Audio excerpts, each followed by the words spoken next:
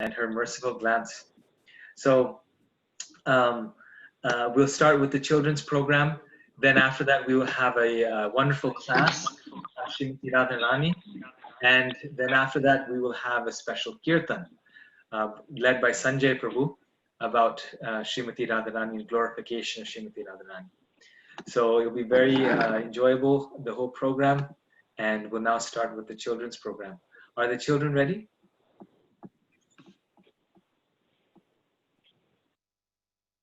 Hare Krishna, everybody. So first on list we have just a minute.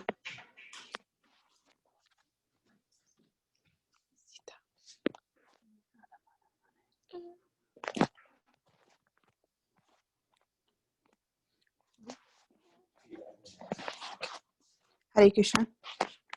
So today first we have Gaurav and Nitya.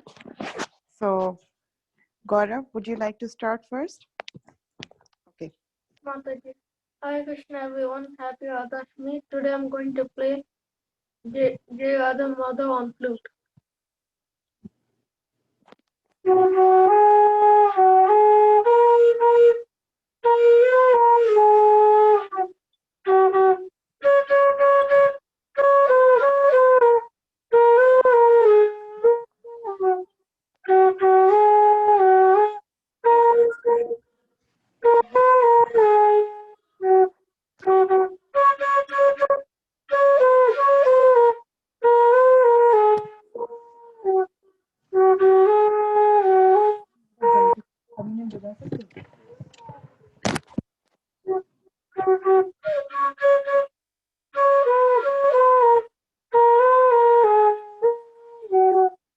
Thank you. So wonderful, so nice. Very good, Gaurav. It was really enchanting the way you played. So next we have Nitya. Are you ready, Nitya?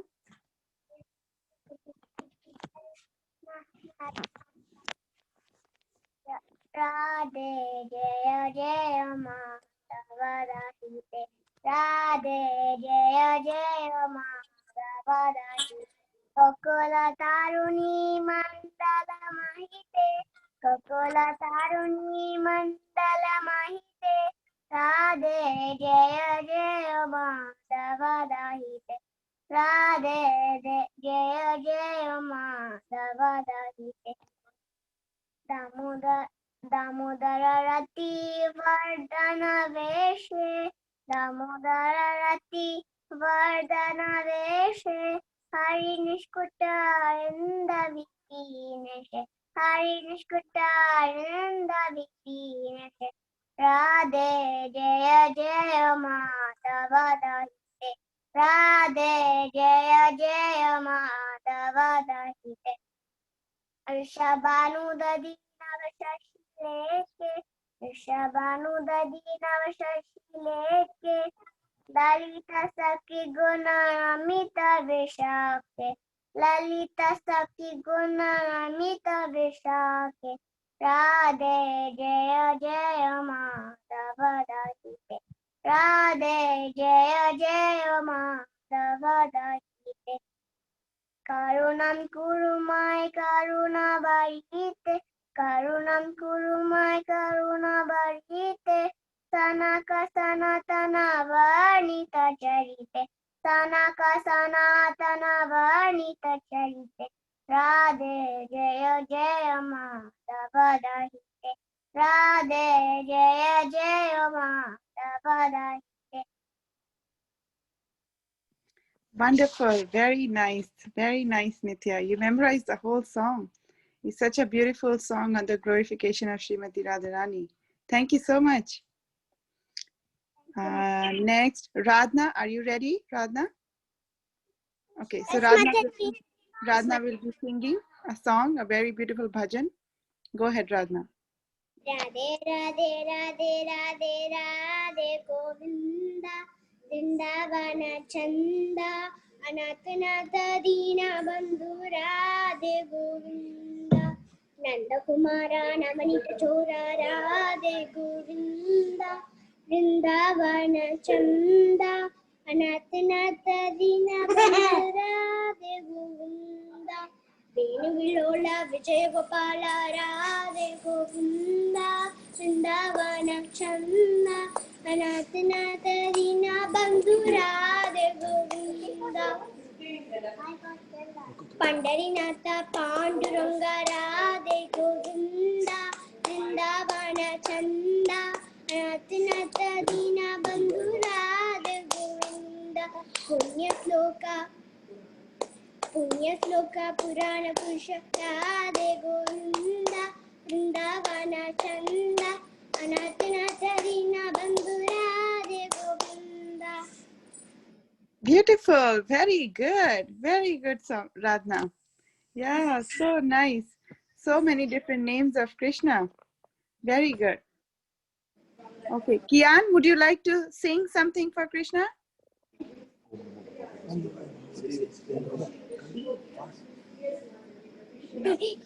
We don't know.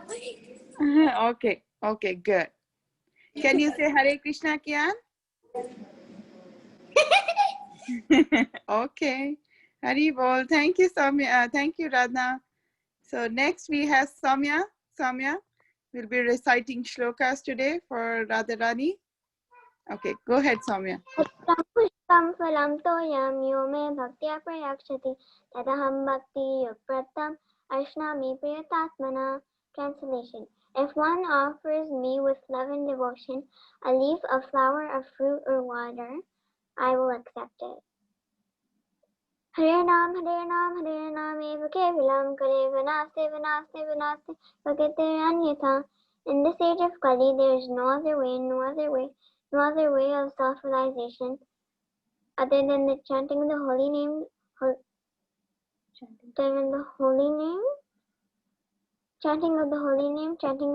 name, of Lord Hari. Tatvadi Panipatena, Pariprashnena Sevya, Updekshanti Te Jnanam, Jnananasta Sadarshana. Just try to learn the truth by approaching the spiritual master. Inquire from him submissively and render service unto him. The self-reliant souls can impart knowledge unto you because they have seen the truth. Hare Krishna. Thank you, Soumya. Thank you for such nice shlokas. You memorized them really well with the meanings. Thank you so much. And next is Siddharth. Ready? Siddharth, are you there? Yes, Mataji. Okay, can you turn on your video? Yes. Okay, Oh, perfect. I'll be singing a song, Mataji.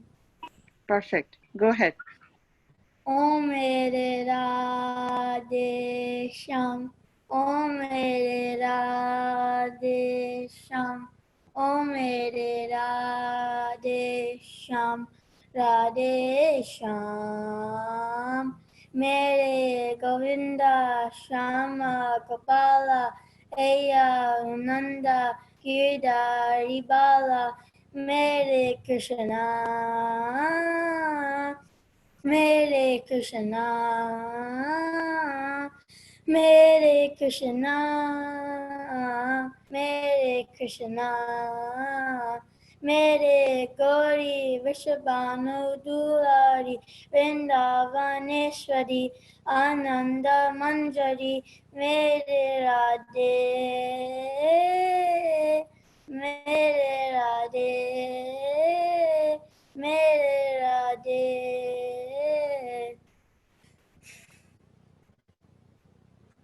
Very good. So nice. Very nice, Siddharth. We heard you first time singing. Thank you, Mataji. Very nice. Okay, so next we have Sita. She will be singing Radha Madhav. Okay, Sita.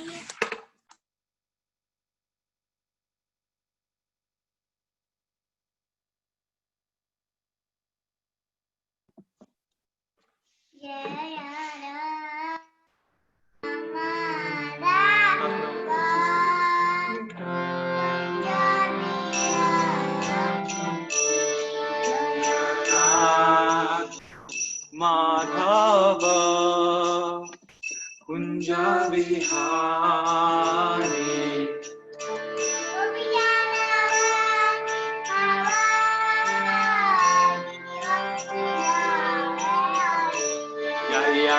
Vijana Vallabha Girivaradhari.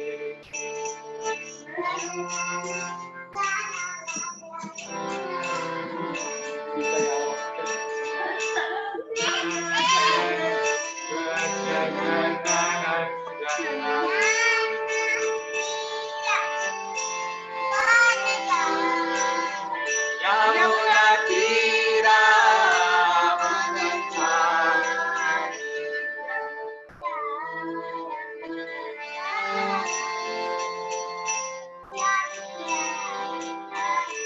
Jaya Radha Madhava Yamuna.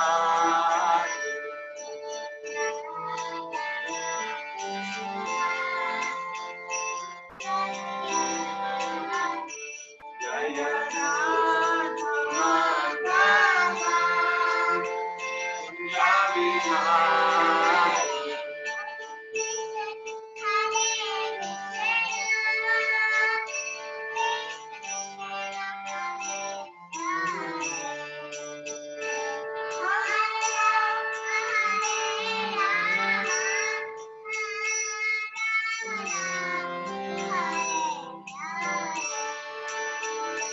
Hare Krishna, Krishna Krishna, Hare Hare, Hare Rama, Rama Rama, Hare Hare.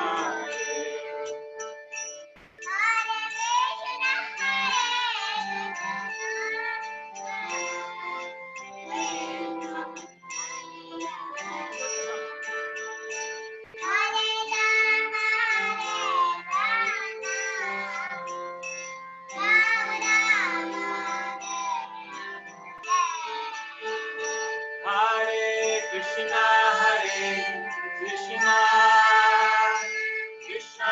Krishna, Hare Hare, Hare Rama, Rama Rama, Hare Hare.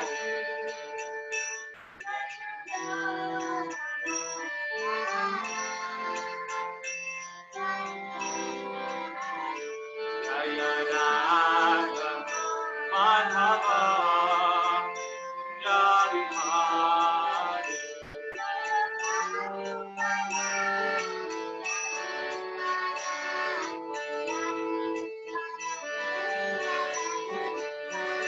Jaya Prabhupada, Prabhupada, Prabhupada, Jaya Prabhupada.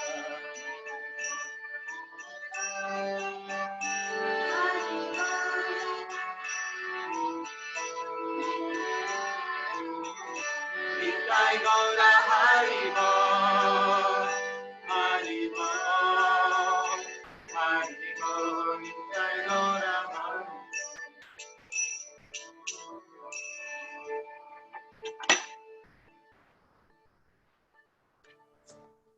Thank you, Sita. Next we have, do we have Anya on call? Did she join? Is Anya here? Okay, are you ready, Anya? So Anya will be dancing today on one Krishna's bhajan.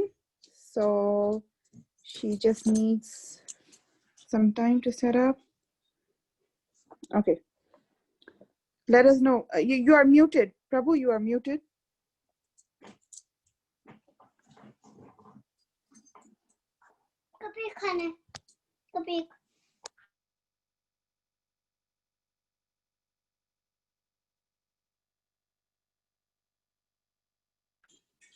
Anya, are you ready? Yes. Okay, can you turn on your video, Anya? Yes.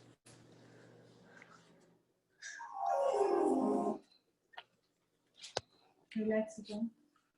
Video आ रही है?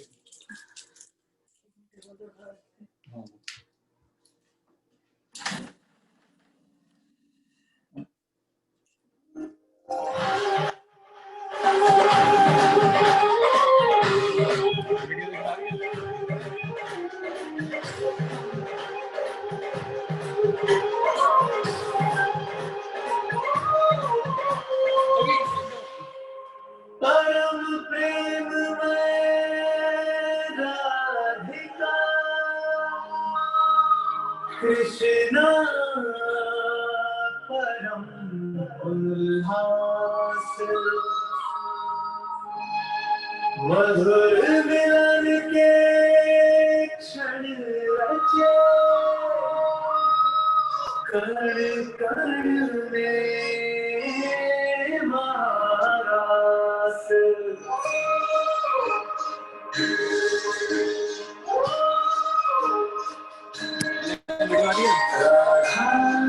Prabhu, can you keep your phone steady?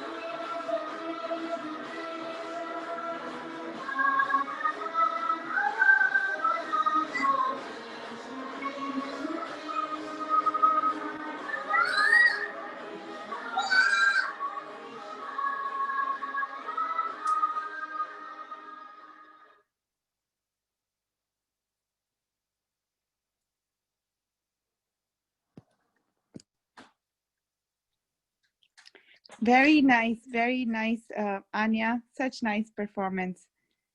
Good job. Thank you. Hare Krishna, Okay. Mataji. Hare Krishna. Thank you, Mataji. Happy Radha. Happy Radhastami. Thank you.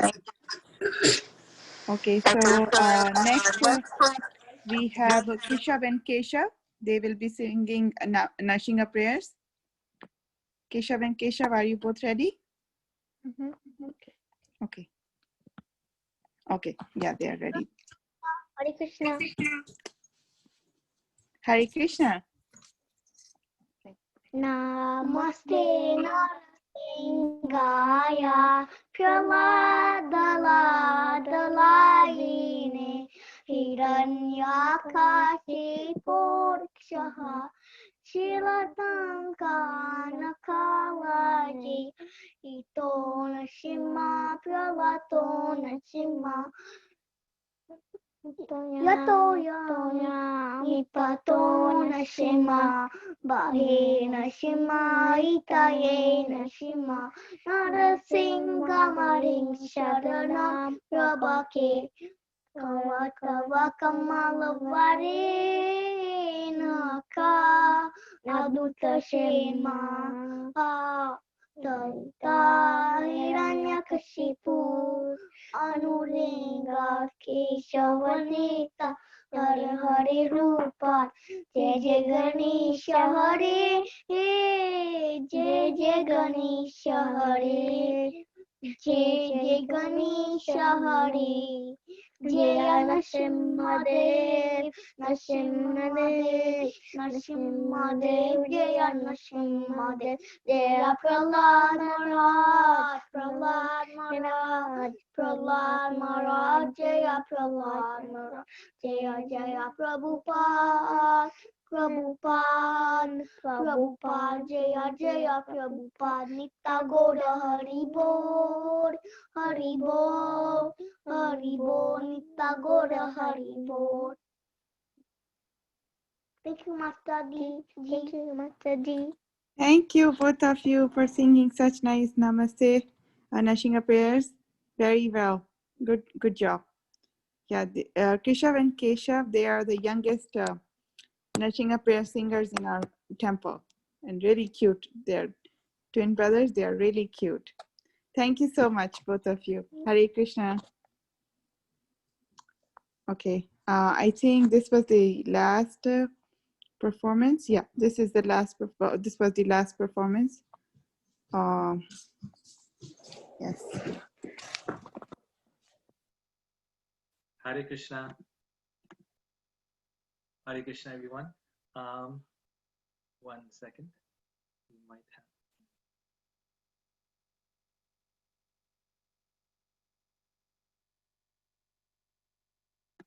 So Purushottam wants to do one. There'll be one more after this.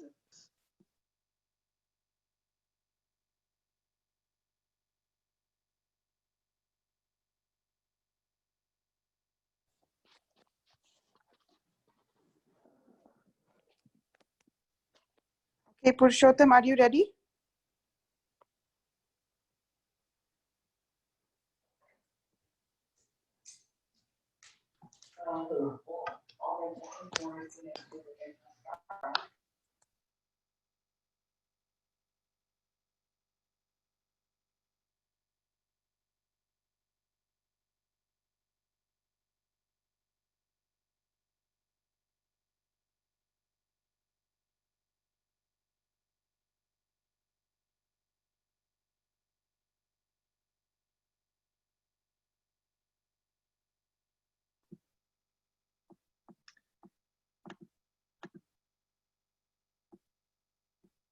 So once again, welcome everyone. This is a very special occasion today. Srila Prabhupada has said that actually, although Janmashtami is more famous, Radhastami is more special than Janmashtami because the whole world is searching out for Lord Krishna, but Lord Krishna is searching out for Srimati Radharani. Srimati Radharani is one person who can attract Krishna's heart. The whole world is attracted by Krishna, but Krishna is attracted by Srimati Radharani. So Srila Prabhupada, he says, in one place, he says, just imagine how wonderful Srimati Radharani is. Just imagine how great she is. That the Supreme Personality of Godhead, Krishna himself, is searching after her, is trying to understand her love, her beauty, her greatness. And that is Srimati Radharani. So Krishna is actually not the most, you could say, the highest object or the most lovable object, or you could say the greatest destination for devotees. Actually, it is Srimati Radharani. Srimati Radharani is the one who is most dear to Lord Krishna. Srimati Radharani is the one who the devotees seek, because they know that it is only by Srimati Radharani's mercy that we can get Krishna's mercy. And if you go to Vrindavan, people will say, what? They'll say, Jai Radhe, Jai Radhe. They won't say Jai Krishna. They won't say Jai Krishna. That is because Srimati Radharani is the queen of Vrindavan. She is actually the topmost personality. And as Srila Prabhupada said, Krishna is just one of her ornaments. Krishna is her ornament, of course, the most important ornament. And Srimati Radharani, of course, she has no other object of love other than Krishna. So Krishna is the supreme personality of Godhead. Krishna is her object of devotion. But actually, Srimati Radharani is the object of worship for the devotees, because she is the highest devotee of Krishna. And even Krishna is seeking her out. So we will hear more about this during the class. We have one more presentation, and then after that we will have a very, very wonderful discussion on the place and role of Srimati Radharani. Purushottam, we can go now if you're ready.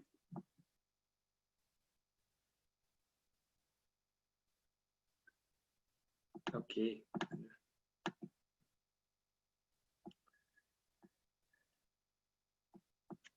So this is our speaker's son. He's Purushottam, Radhikaraman Prabhu's son. So he will now do a bhajan or song. You can unmute yourself. Yes, okay, perfect.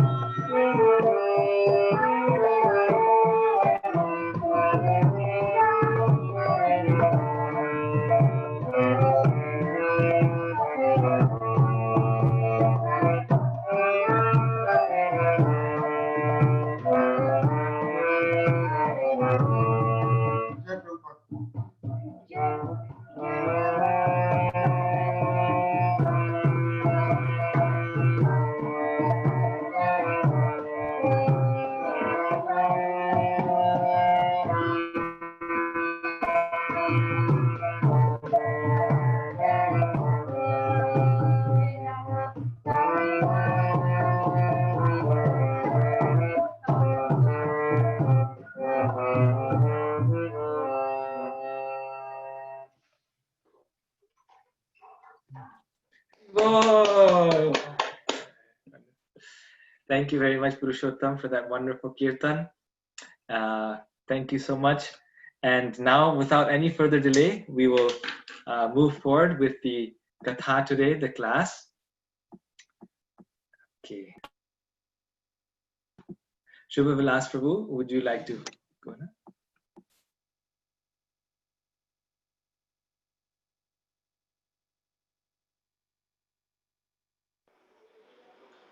Hare Krishna, everyone. I am so pleased to introduce our today's guest speaker, His Grace Radhika Raman Prabhu. Many of you already know him.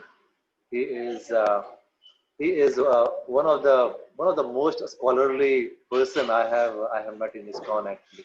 To be honest, he is also chair of religious study at the University of Utah, and very often he gives seminars and lectures on deep Krishna consciousness topic all around the world. So it is our real fortune that he is with us on Zoom, and without any further delay, would like to welcome Radhika Raman Prabhu, and looking forward to hear the glories of Srimati Radharani. Hare Krishna.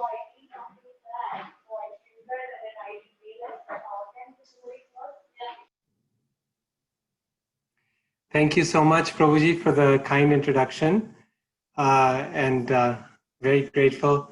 And thank you, Gopal, for inviting me to give today's talk on Srimati Radharani. It's really nice to be here with so many friends from ISKCON Indianapolis. I think we met a couple years ago, and good to see some new people as well. So give me just 1 second here.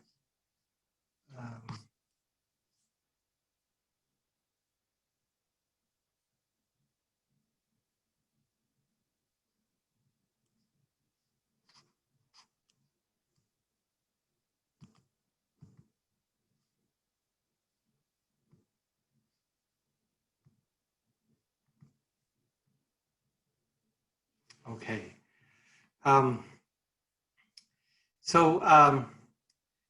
Today, of course, we're celebrating the appearance day of Srimati Radharani, also known as Radhastami. And so I thought we could read one little verse from Nectar of Instruction connected to Srimati Radharani, and then I could say a few words. So this is a very beautiful, very special verse. This is verse number 10 from Upadeshamrita, Nectar of Instruction. I will share my screen so everyone can see the verse.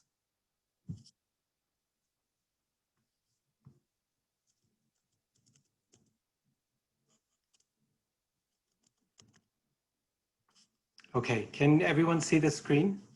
Gopal, is the screen visible? Okay.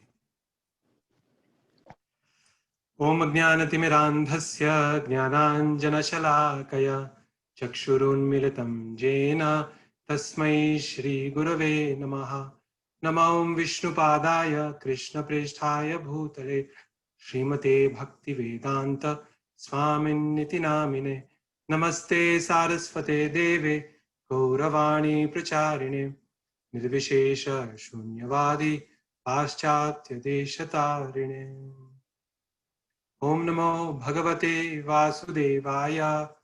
Om Namo Bhagavate Vasudevaya. Om Namo Bhagavate Vasudevaya. So Nectar of Instruction, Upadeshamrita, text number 10. We'll read the verse, the translation, and part of the purport. Karmibhya parito hare priyataya Vyaktim yayurgnaninas. Karmibhya parito hare priyataya Vyaktim yayurgnaninas. Tebhyo jnana vimukta bhakti parama Premaika nishthas tatha. Tebhyo jnana vimukta bhakti parama Premaika nishthas tatha. Tebhyasta pashupala pankaja drishas tabhyopi sa radhika. Tebhyasta pashupala pankajadrishas tabhyopi sa radhika. Prishtha tadvadiyam tadiya sarasi tam nashrayet kah kriti.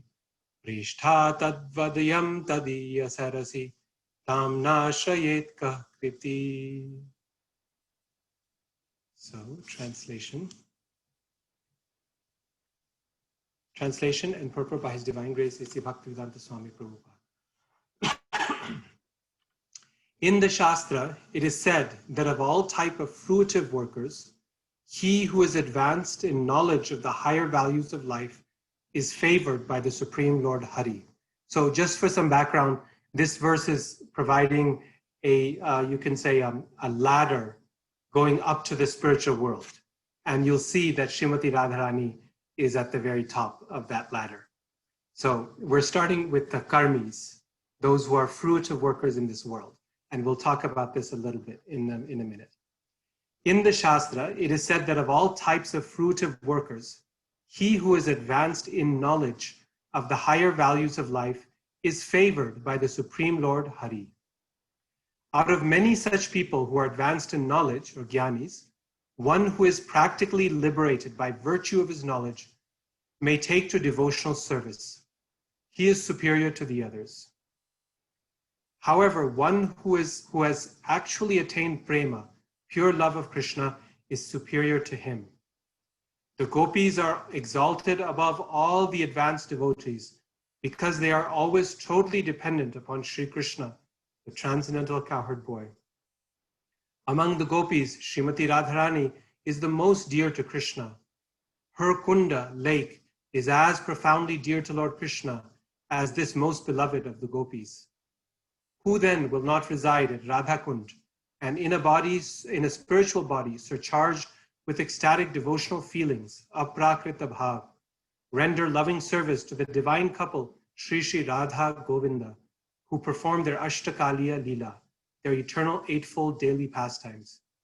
Indeed, those who execute devotional service on the banks of Radhakunda are the most fortunate people in the universe.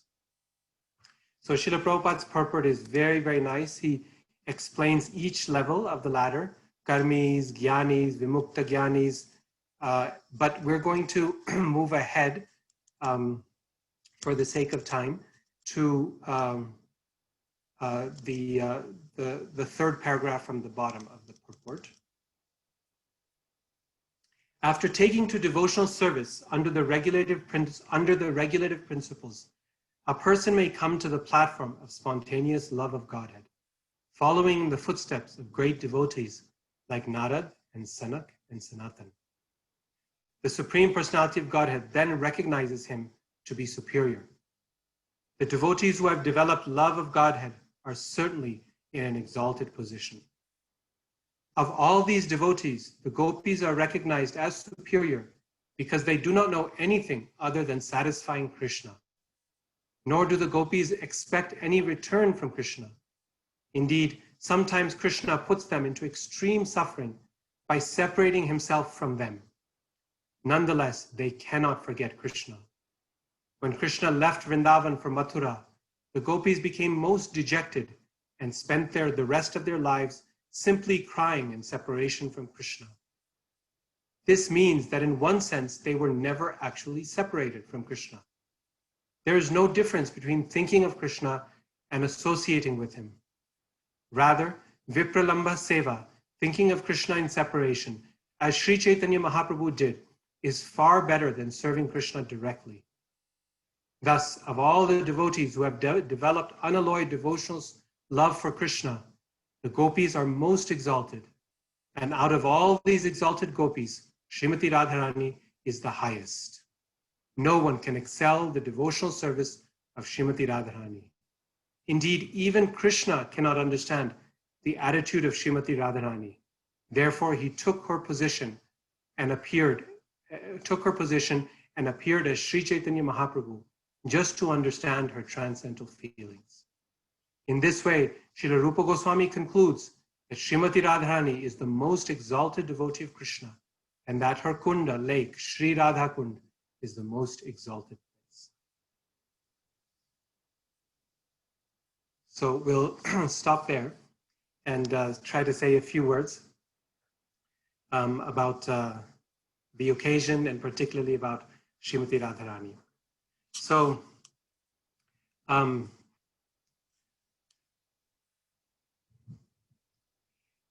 everyone in this world, Srila Rupa Goswami is saying, works with some motivation.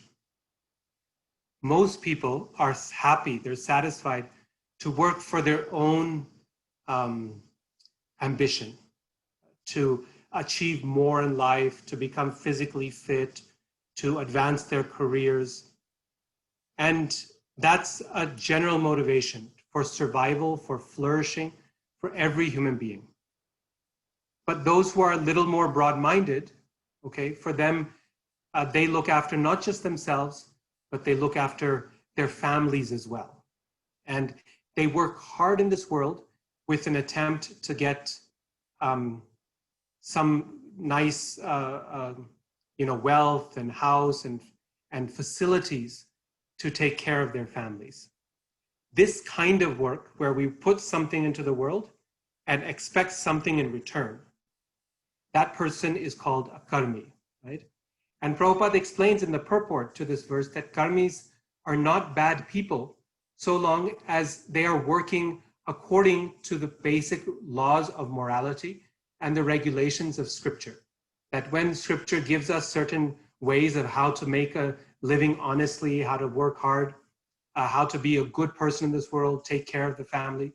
And if we work according to that, okay, such people, Prabhupada says, are actually dear to Krishna, because at least they're not acting sinfully in this world, as so many people do.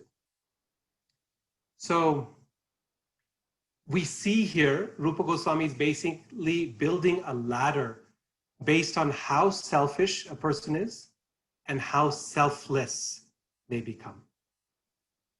At the basic level, you have those who work just for themselves and are ready to break all rules for that purpose.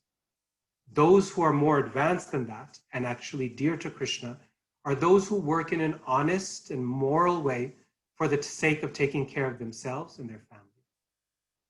Yet better than those, more selfless, are those who work not just for themselves or for their families, but who recognize that every living entity, every living being is the same, just like them and just like their wife and kids and husband, just like that.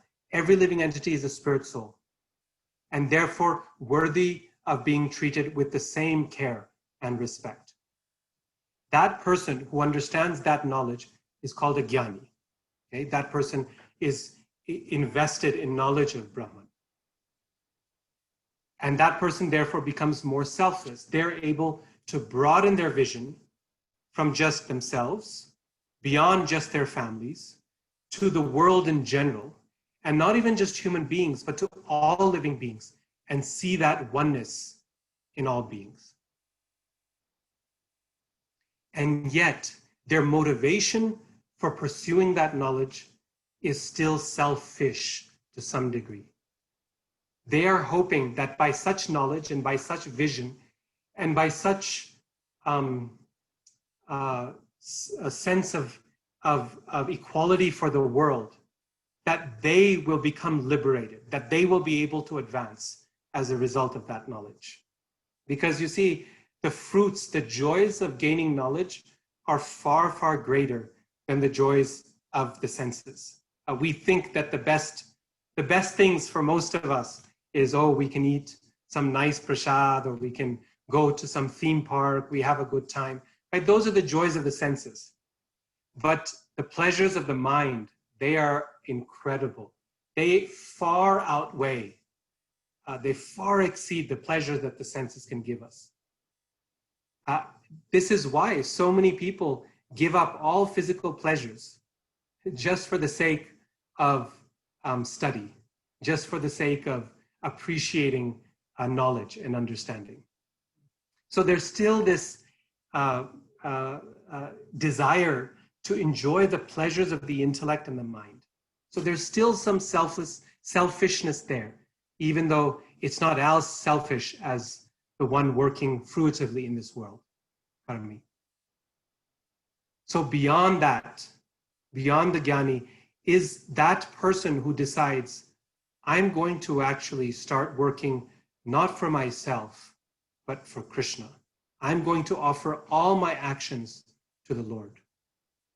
One who connects themselves with Krishna by offering the fruits of their action or by offering the fruits of their knowledge to Krishna.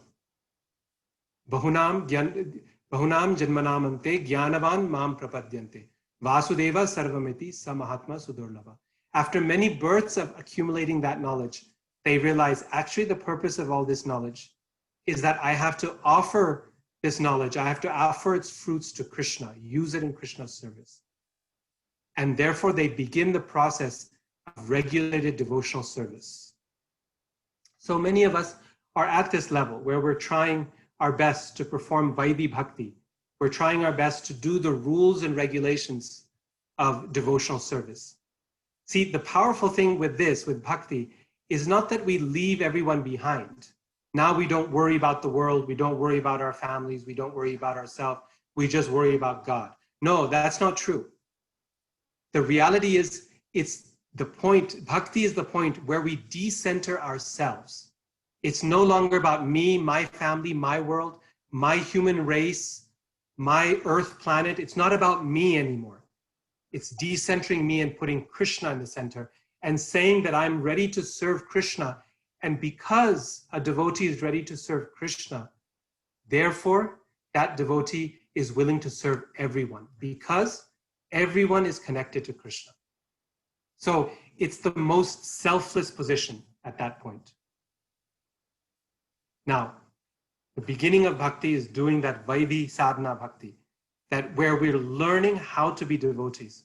We follow all the rules and regulations, and we have to struggle to do that.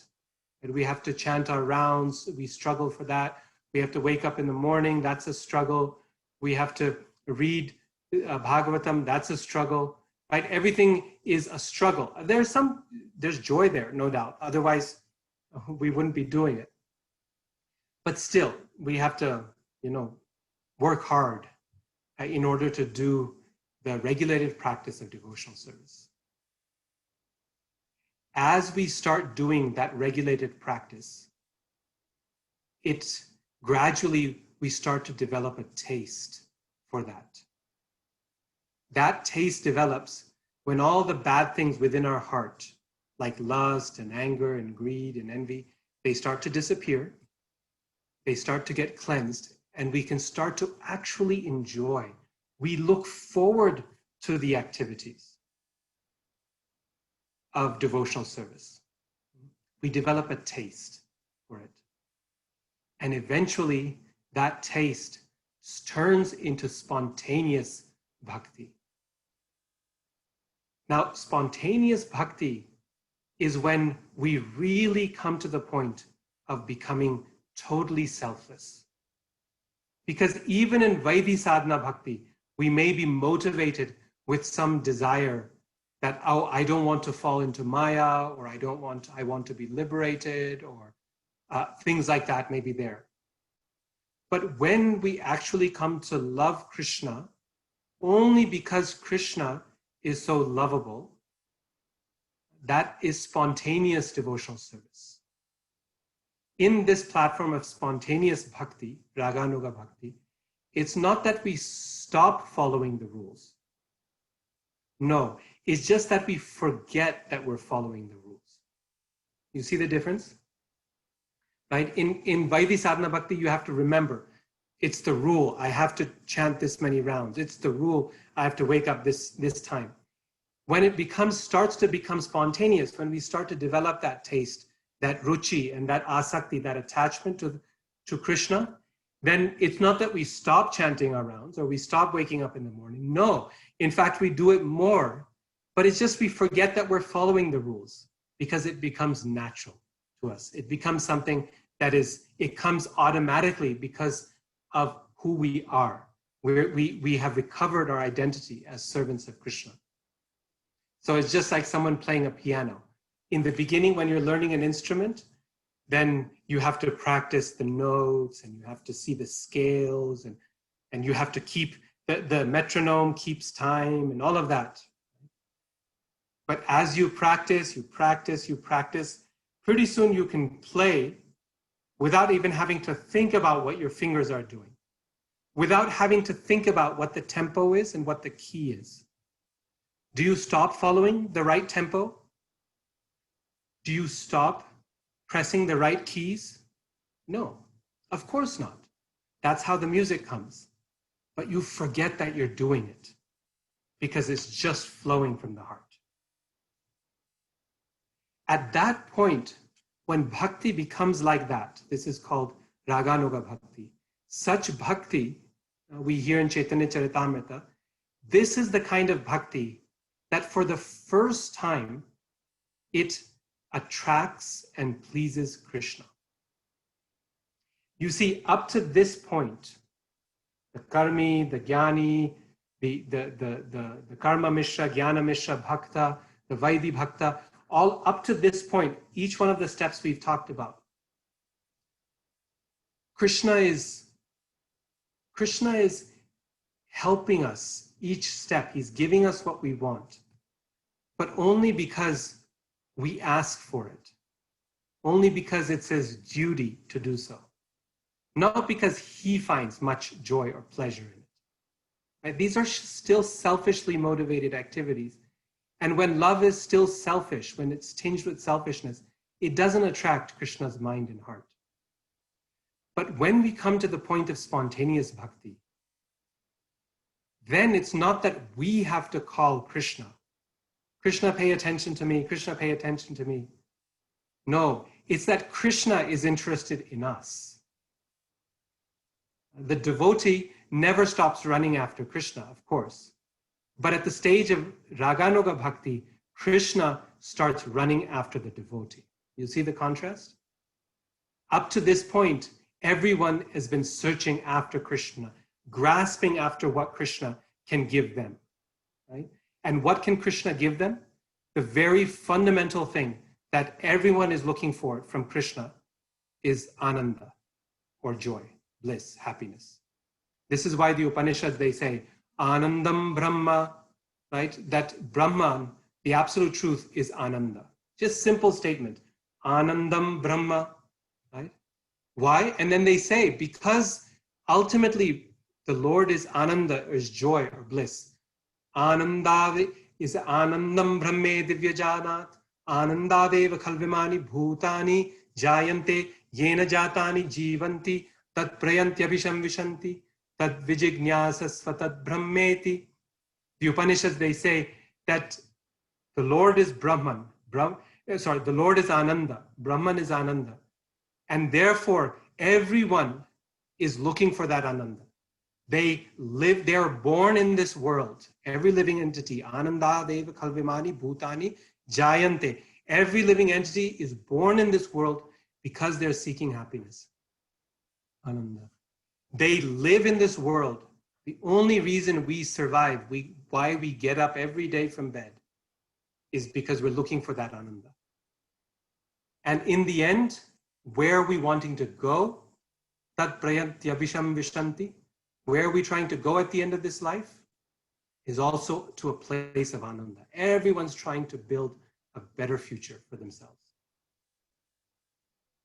So everyone's seeking Ananda, everyone's seeking happiness, and it's the only reason they come to God, right? Because he is that happiness. This is why Prabhupada says that everyone is looking for Krishna, even though most people don't know that they're looking for Krishna. That even the birds in the morning when they're chirping, they're looking for Krishna. Even when they're looking for that worm in the ground, they're looking for Krishna. Why? Because what will they get from that worm? A full stomach. And what will the full stomach bring them? Happiness, joy, freedom from their suffering. And that joy, that happiness is originally coming from where? Anandam Brahma. It's coming from Brahman. It's coming from God. It's coming from Krishna. So the whole world is seeking Krishna, is running after him, saying, I want this, I want this. Dhyana avastita tadgatena manaso. Pashyantiyam yogino. The yogis are meditating on the Lord within the heart, looking for that Ananda. The karmis are working hard every day, looking for that Ananda. The jnanis are reading tons of books, searching for that joy, for that Ananda. So everyone's running after Krishna, looking for that Ananda. But we might ask the question, what brings joy to Krishna? What gives Ananda to Krishna? When does Krishna start to run after someone, looking for them? And that is the point. When that devotional service, that bhakti, becomes so pure and so selfless that there is not a tinge of any personal desire, but the only desire of the devotee becomes, how can I give Krishna joy? How can I give him happiness? When the gopis dress well, when Srimati Radharani dresses nicely, we see these paintings, they look so beautiful. Radharani is dressed so nicely, the gopis are dressed so nicely. Then Damodara Rati Vardhana Veshe, Rupa Goswami says. The only reason they're dressing so beautifully is not to boost their own egos or to make themselves feel so good about themselves, the way we do in this world.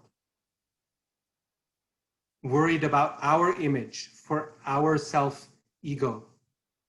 No, the only reason the gopis dress up so beautifully is for Krishna's happiness, for Krishna's joy. This is true of everyone in Vrindavan, every creeper and every stone and every tree and river and bird and cow and animal and everyone. Everyone's focus in Vrindavan is how can we please Krishna? And when that kind of love is shown, then Krishna finds that bhakti irresistible. Irresistible. He has no choice. He's drawn, he's conquered by that bhakti. And Srila Rupa Goswami is saying, of all the devotees who have that kind of bhakti, the most intense, the most selfless, the purest of that is the gopis of Vrindavan. Because they are willing to sacrifice the most for Krishna. Their reputations, their families, their social standing, everything that they have, they give for Krishna. And even when Krishna decides that he's going to go for other work, he leaves Vrindavan to Mathura and other Dwarka, the gopis never ever stop loving Krishna. Can you imagine how long? Krishna was in Vrindavan maybe 11, 12 years. Right? And then he went to Mathura. And when he went to Mathura, he told the gopis, I'm coming right back. I just kill Kans in the afternoon, maybe in the evening, and then I'll be right back. Anyone who's been to Vrindavan and Mathura, you know they're not too far away. It's a day's walk. So he said, I'm coming right back. In fact, he left one cowherd boy. His name is Lota Baba. You can still go visit him at the foot of Govardhan Hill. He told him, you stay right here and I'll be back. And that cowherd boy, Lota Baba, is still waiting in the foot of Govardhan. And he watches every pilgrim who comes, every devotee who comes on parikrama, checking who's here so I can report to Krishna when Krishna returns, because he promised he's coming. So this is what Krishna told them, right? 125 years later, okay, maybe 125 minus 12, right? So 110 years later, Krishna was still not back, at least not externally, right, in Vrindavan. And the gopis, you know, how long would the average person wait? Say you loved someone And when you love someone, you're willing to cut them a lot of slack, right? You're willing to give them a lot of leeway. It's okay, don't worry, because you love them. And so you're willing to wait on them. So they let you down once, you forgive them. They let you down twice, you forgive them. Maybe even 3 times, you forgive them. But how many times after that? At some point, every one of us in this world is going to say, okay, you got to move on at some point, right? It's just not happening. But the gopis, they don't. 100 years later, they're still waiting for Krishna. And when Krishna sends Uddhav to Vrindavan with his message, it's amazing to hear the conversation there between Uddhav and the gopis. They are not at all exasperated with Krishna. Well, they are kind of. But they're not giving up on him. They're willing still to give Krishna the benefit of the doubt. You know, when this kind of bhakti happens, then Krishna himself, he accepts defeat. He says, he tells the gopis after he disappears, he returns from the Ras Leela. He says, I'm not able to repay you for the love that you have shown me. Every love in this world, a person tries to reciprocate, to give in kind. Say someone sends you a nice present, right? Then you want to give them a present in return. If someone invites you over for prasad, you want to invite them over for food at your place. It's natural. So you try to reciprocate. And Krishna says, normally this is true in relationships. He says that someone who loves another person, they try to reciprocate. But me, I've failed. You've defeated me. I've given up. There is nothing I can give that will be of equal value to what you have given me, he tells the gopis. Now, think for a moment what this means. Because if you and I say that I can't repay you, it just means we don't have a lot of money, or we don't have a lot of time, or we're already stretched in terms of our relationships. But when Krishna says, I can't repay you, this is who's talking here. This is someone who is Purnamadaha Purnamidam Purnat Purnamudachyate Purnasya Purnamadaya Purnameva Avashishyate. This is someone who is so full and complete and infinite that even if you take away infinity from him, if you take everything, Purnam, away from him, he's still left with everything. You can never exhaust the Supreme Lord. That person that the Upanishads so confidently say, Purnam eva vashishyate. Right? That's, if you know this mantra from Isha Upanishad, if you take the whole away from the whole, what is left behind is still whole. They declare this confidently, that you cannot exhaust, you cannot empty God. And yet, when it comes to the love of the gopis, particularly Srimati Radharani, Krishna tells them, you have emptied me. There is nothing left in me that I can give to you. So grateful he is for that kind of bhakti. In fact, Krishna is so overwhelmed, so confused, so that bhakti is so unfathomable for him that he really doesn't know how to make sense of it. And so he decides that I have to come in the mood of Srimati Radharani in order to figure out what is it that they are doing to me. How is it that they are able to so fully conquer me? That person who is unconquerable. How is it that they are able to exhaust that one who is inexhaustible? He wants to figure that out, to know that, to specifically understand the love of Srimati Radharani.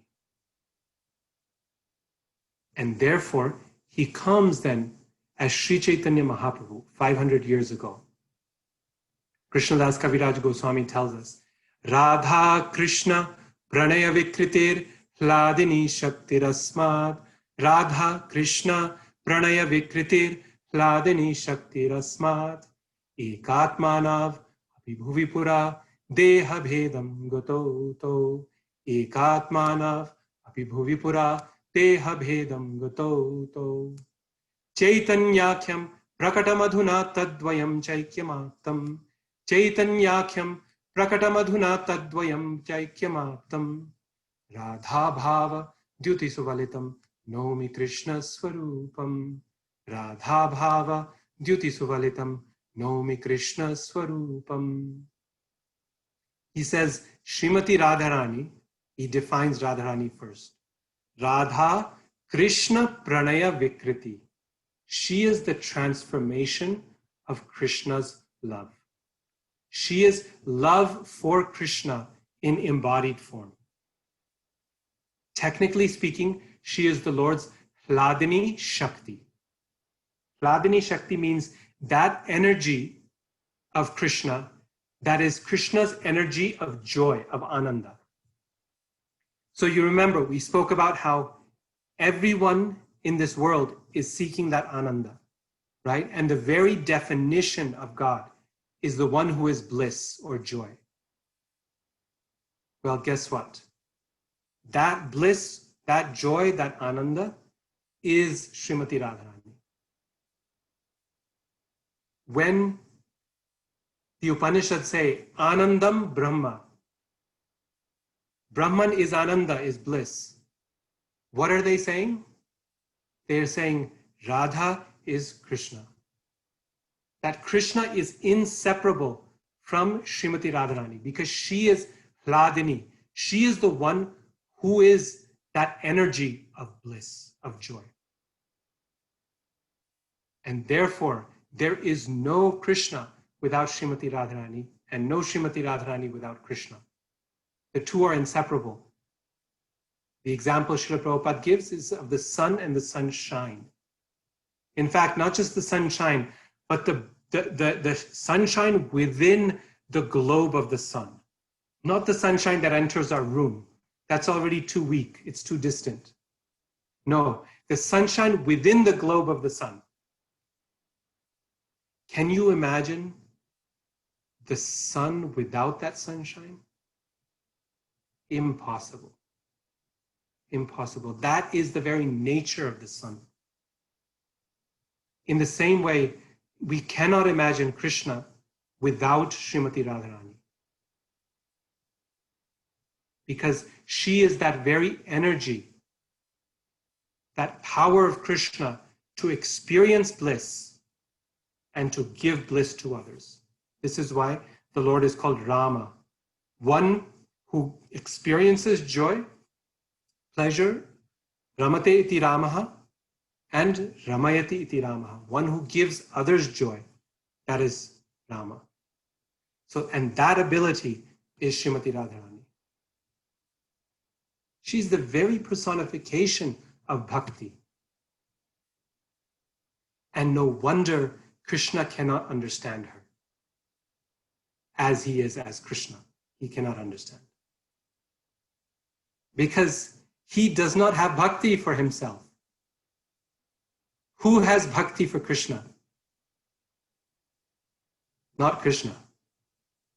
Only the devotee, right? And therefore, to understand Srimati Radharani, Krishna has to come in the form of a devotee. He has to become his own devotee as Sri Chaitanya Mahaprabhu. so that he can taste that love, that bhakti which is present in Srimati Radharani's heart. Therefore, he says, Radha Krishna Pranay Vikritir Radhini Shakti Rasmat Ekatmanav Api Bhuvi Ekatman. Krishnadas Kaviraj saying, Radha and Krishna are one soul, Ekatman, not two, one. Anandam Brahma. Right? Ekatmanav Api Bhuvi Pura Deha Bhedam Gatoto. But since time immemorial, from the very beginning, if we can say there is a beginning, from the very start, they are two. Radha and Krishna. Deha Bhedam. They have two forms. Just for the purpose of sharing this love. But now, Chaitanyakyam Prakatamadhuna Tadvayam Chaikyam Ekyam Aptam. That too has now again become one.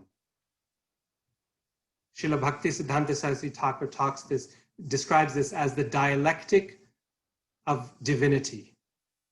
How the one becomes two, and then the two again becomes one.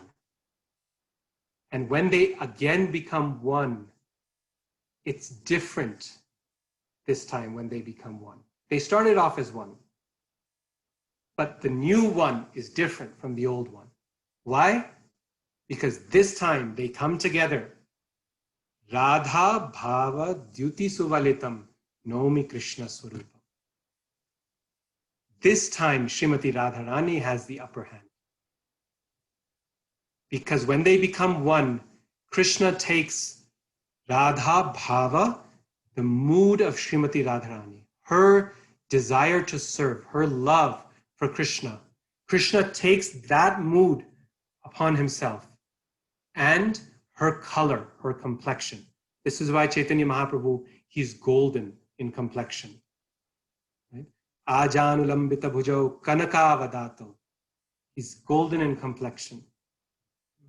Because he's gotten the form, Tapta Kanchana Gaurangi, Radhe Vindavaneshwari. He's got the molten golden color of Srimati Radharani. The color is a product of the mood, right? He takes the mood so intensively that it affects the external color as well. Even though he is Krishna Swarupam, he is Krishna himself. And this time, though, Krishna has withdrawn his position as the Lord and taken the form of a devotee to experience the love of Srimati Radharani. But not just that. This is what makes Sri Chaitanya Mahaprabhu's appearance so special. Not only is it a private dialectic where he's trying to experience this love for himself, he also wants to get others to experience that. This is Chaitanya Mahaprabhu's special quality. Namo Mahavadanyaya Krishna Prema Pradayate. He's giving that love for Krishna, that intensity of love which no one has given before. The love of the Vrajavasis for Krishna. That he wants to give us an understanding of, a drop, a flavor, a taste, a whiff of that love, of that bhakti. And therefore, he is so merciful, he is so kind. This, you see, is not about Krishna. Krishna is self-satisfied. He's happy in himself. Satya Sankalpa. He's totally self-satisfied. Santushta. He doesn't need anything else or anyone else. Everything expands from his own nature.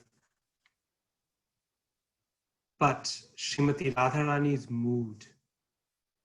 Chaitanya Mahaprabhu is taking the mood of Srimati Radharani, Radha Bhava. And what is that mood of Srimati Radharani?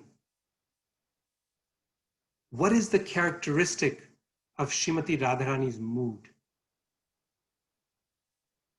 The key thing that we have to keep in mind, that we should recognize in Chaitanya Mahaprabhu. And through Chaitanya Mahaprabhu and Srimati Radharani, we can understand. You see, the window to understand Srimati Radharani is through Sri Chaitanya Mahaprabhu. This is the point that we have to understand, that Krishnadas Kaviraj Goswami is making. That if we want to understand who is Sri Radha, then we don't try to understand her directly. Because guess what? Even Krishna failed to understand who Radha is. He was overwhelmed by her love and said, I fail, right? So who are we? How are we going to understand? What does Gopi Bhav mean? What does Radha Bhav mean? We won't be able to understand. When we try to understand Srimati Radharani directly, you know, all that happens is we just take our own life experiences as an example, as a metaphor for Radharani's love, and we mess it up completely. We look at our love and our lusty feelings in this world, and we think, oh, this is what she must be feeling. And we totally miss the boat. This is so typical, especially in India. You find so many movies with songs about Radha and Krishna, and so many pictures and storytelling sessions and this and that. And everyone says, oh, I feel so, this is so Radha Prem, Gopi Prem, this is so amazing. But what are they doing? They're thinking about their own experience of love. And they think, oh, now I understand Radha's love. Krishnadas Kaviraj Goswami says, that's like finding a piece of iron and saying that now we understand gold. Okay, there's some vague parallel. Both are metals, you know. You can make things from both. But no, there's no comparison in value. There's no comparison in purity. There's no comparison in brilliance. So if we go that route where we think, I'm going to understand Radha Bhav, the feeling, the mood of Srimati Radharani, we're making fools of ourselves. Because as I mentioned, even Krishna doesn't understand Radharani's love. And he's omniscient, he knows everything. So how do we understand Srimati Radharani? The way to understand her is the way in which Krishna reveals who she is. When he comes as Sri Chaitanya Mahaprabhu, he takes on Srimati Radharani's mood. And if we study the life and activities of Sri Chaitanya, then we can understand who is Radharani and what is her love like. Because the Lord's very purpose of incarnation as Sri Chaitanya Mahaprabhu is to make that feeling, that mood of the gopis visible, accessible to all of us. This is his gift as Chaitanya Mahaprabhu. So our window into Srimati Radharani's love, into Radha Bhav, into Radha Prem, is Sri Chaitanya Mahaprabhu.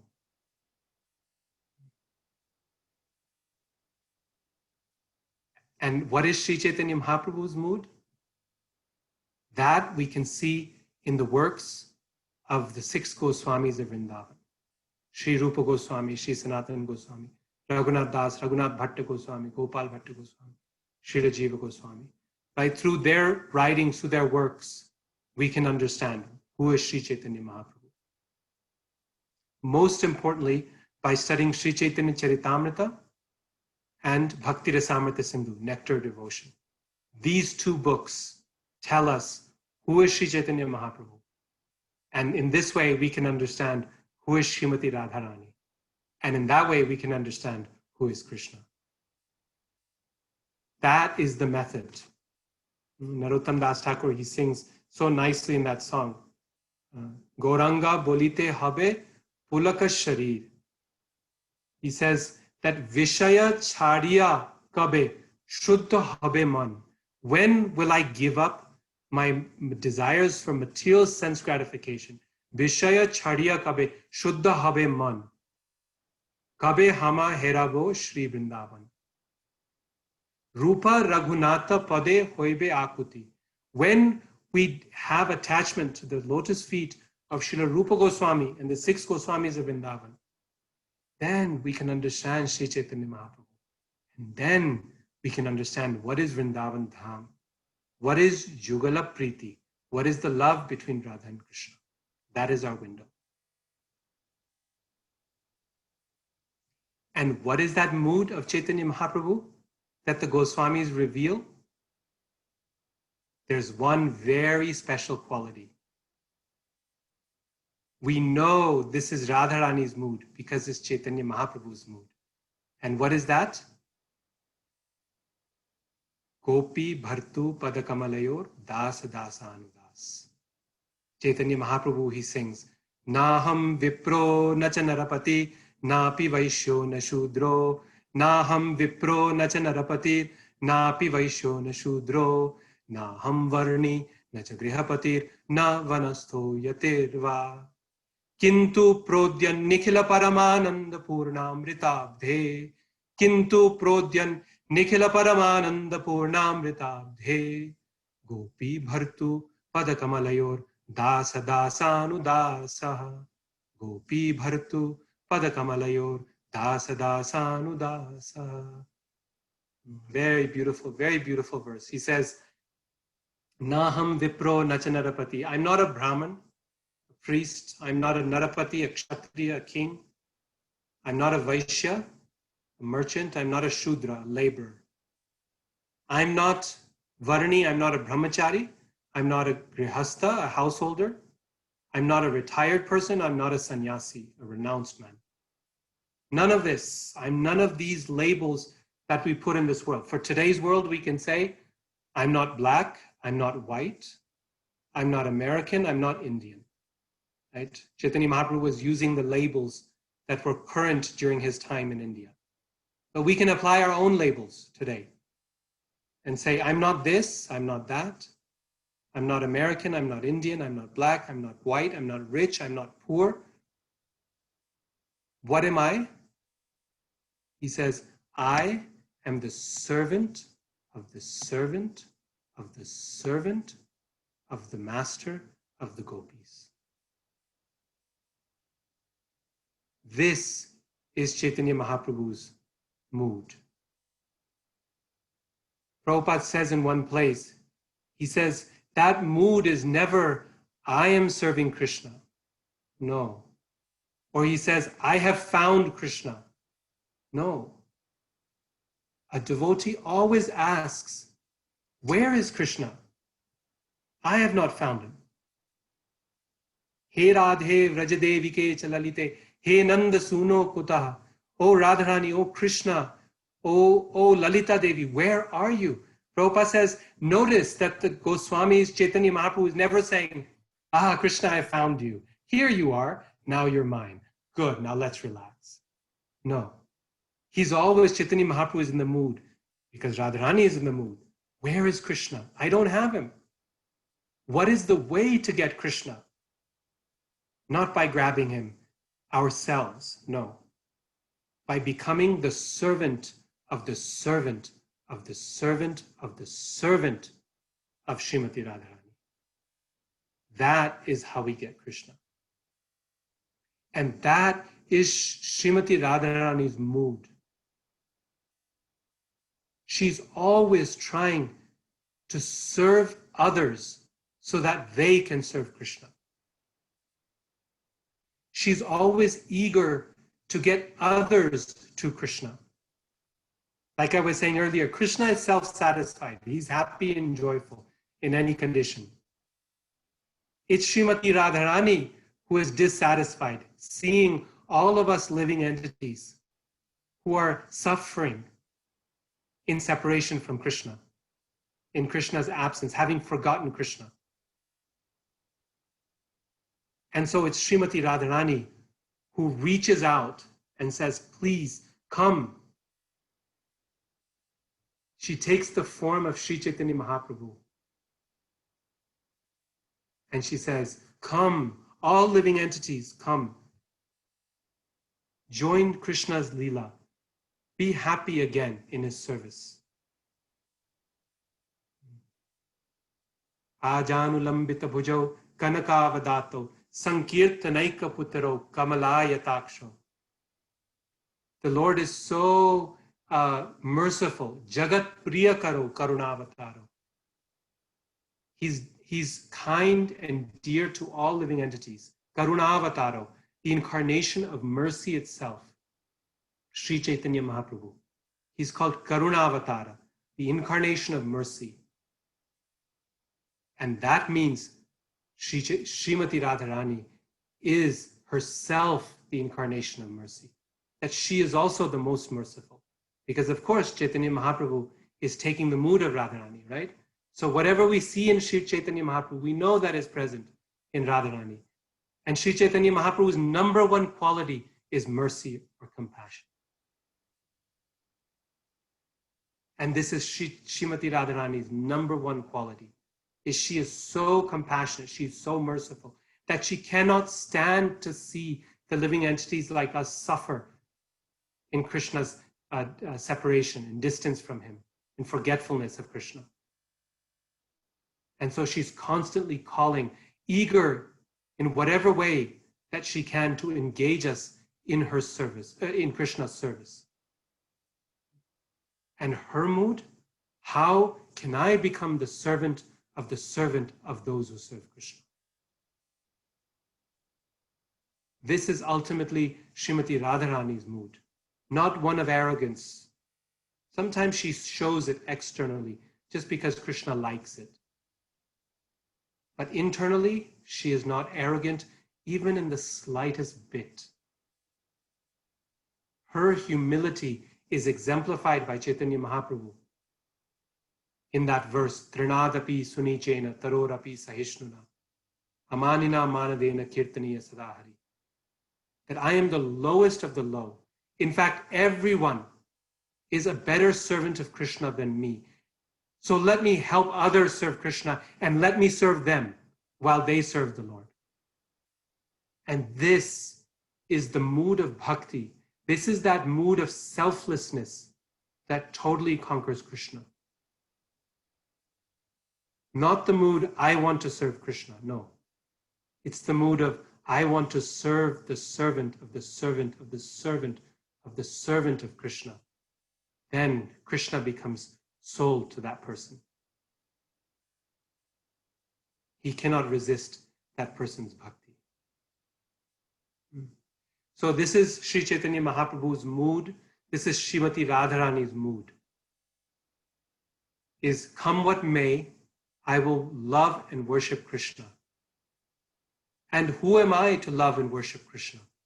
Actually, let others love and worship Krishna because they do so much better than I do.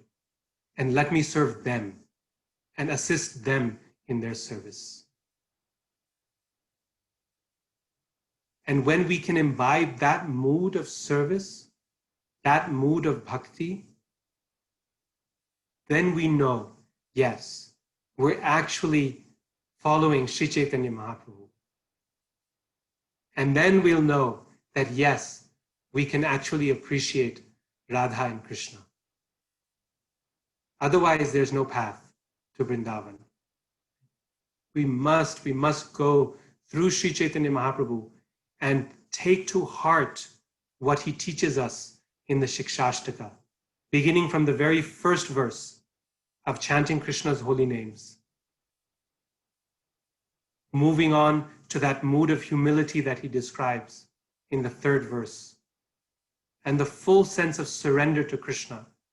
Ainanda tanuja kinkaram patitam mam vishame bhavam. Then we can approach Shri Shri Radha and Krishna. That is our access to understanding Srimati Radharani.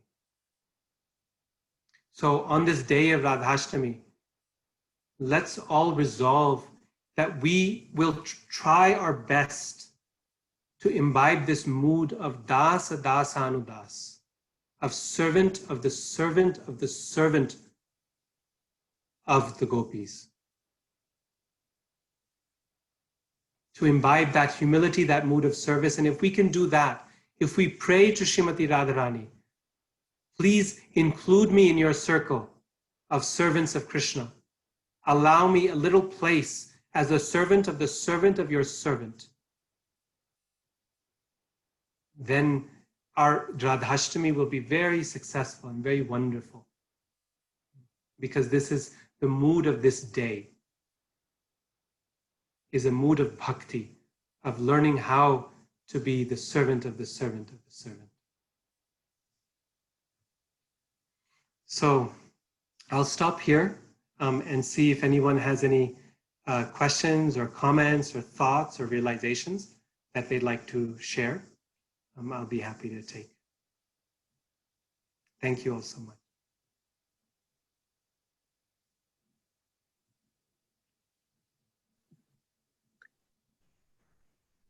Hare Krishna. If there are any questions, please ask.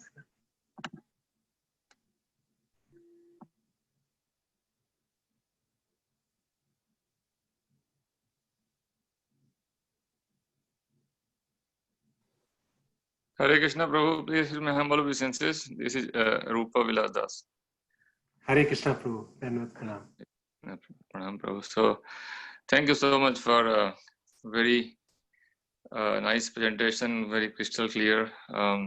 To understand Srimati Radharani, we have to go through Lord Chaitanya Mahaprabhu and his followers.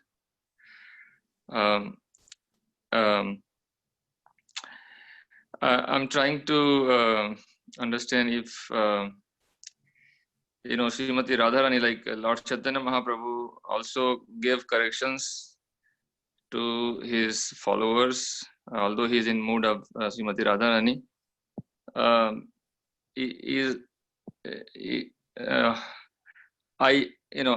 I haven't studied anything about much about Srimati Radharani's dealing with devotees. So, can you share something like, is Srimati Radharani there to also give corrections to devotees? Like, Lord Balaram gave corrections, Lord Chaitanya gave corrections. So, like disciplining her servants. Yes. Yes. So, very nice question, very nice point that you're raising.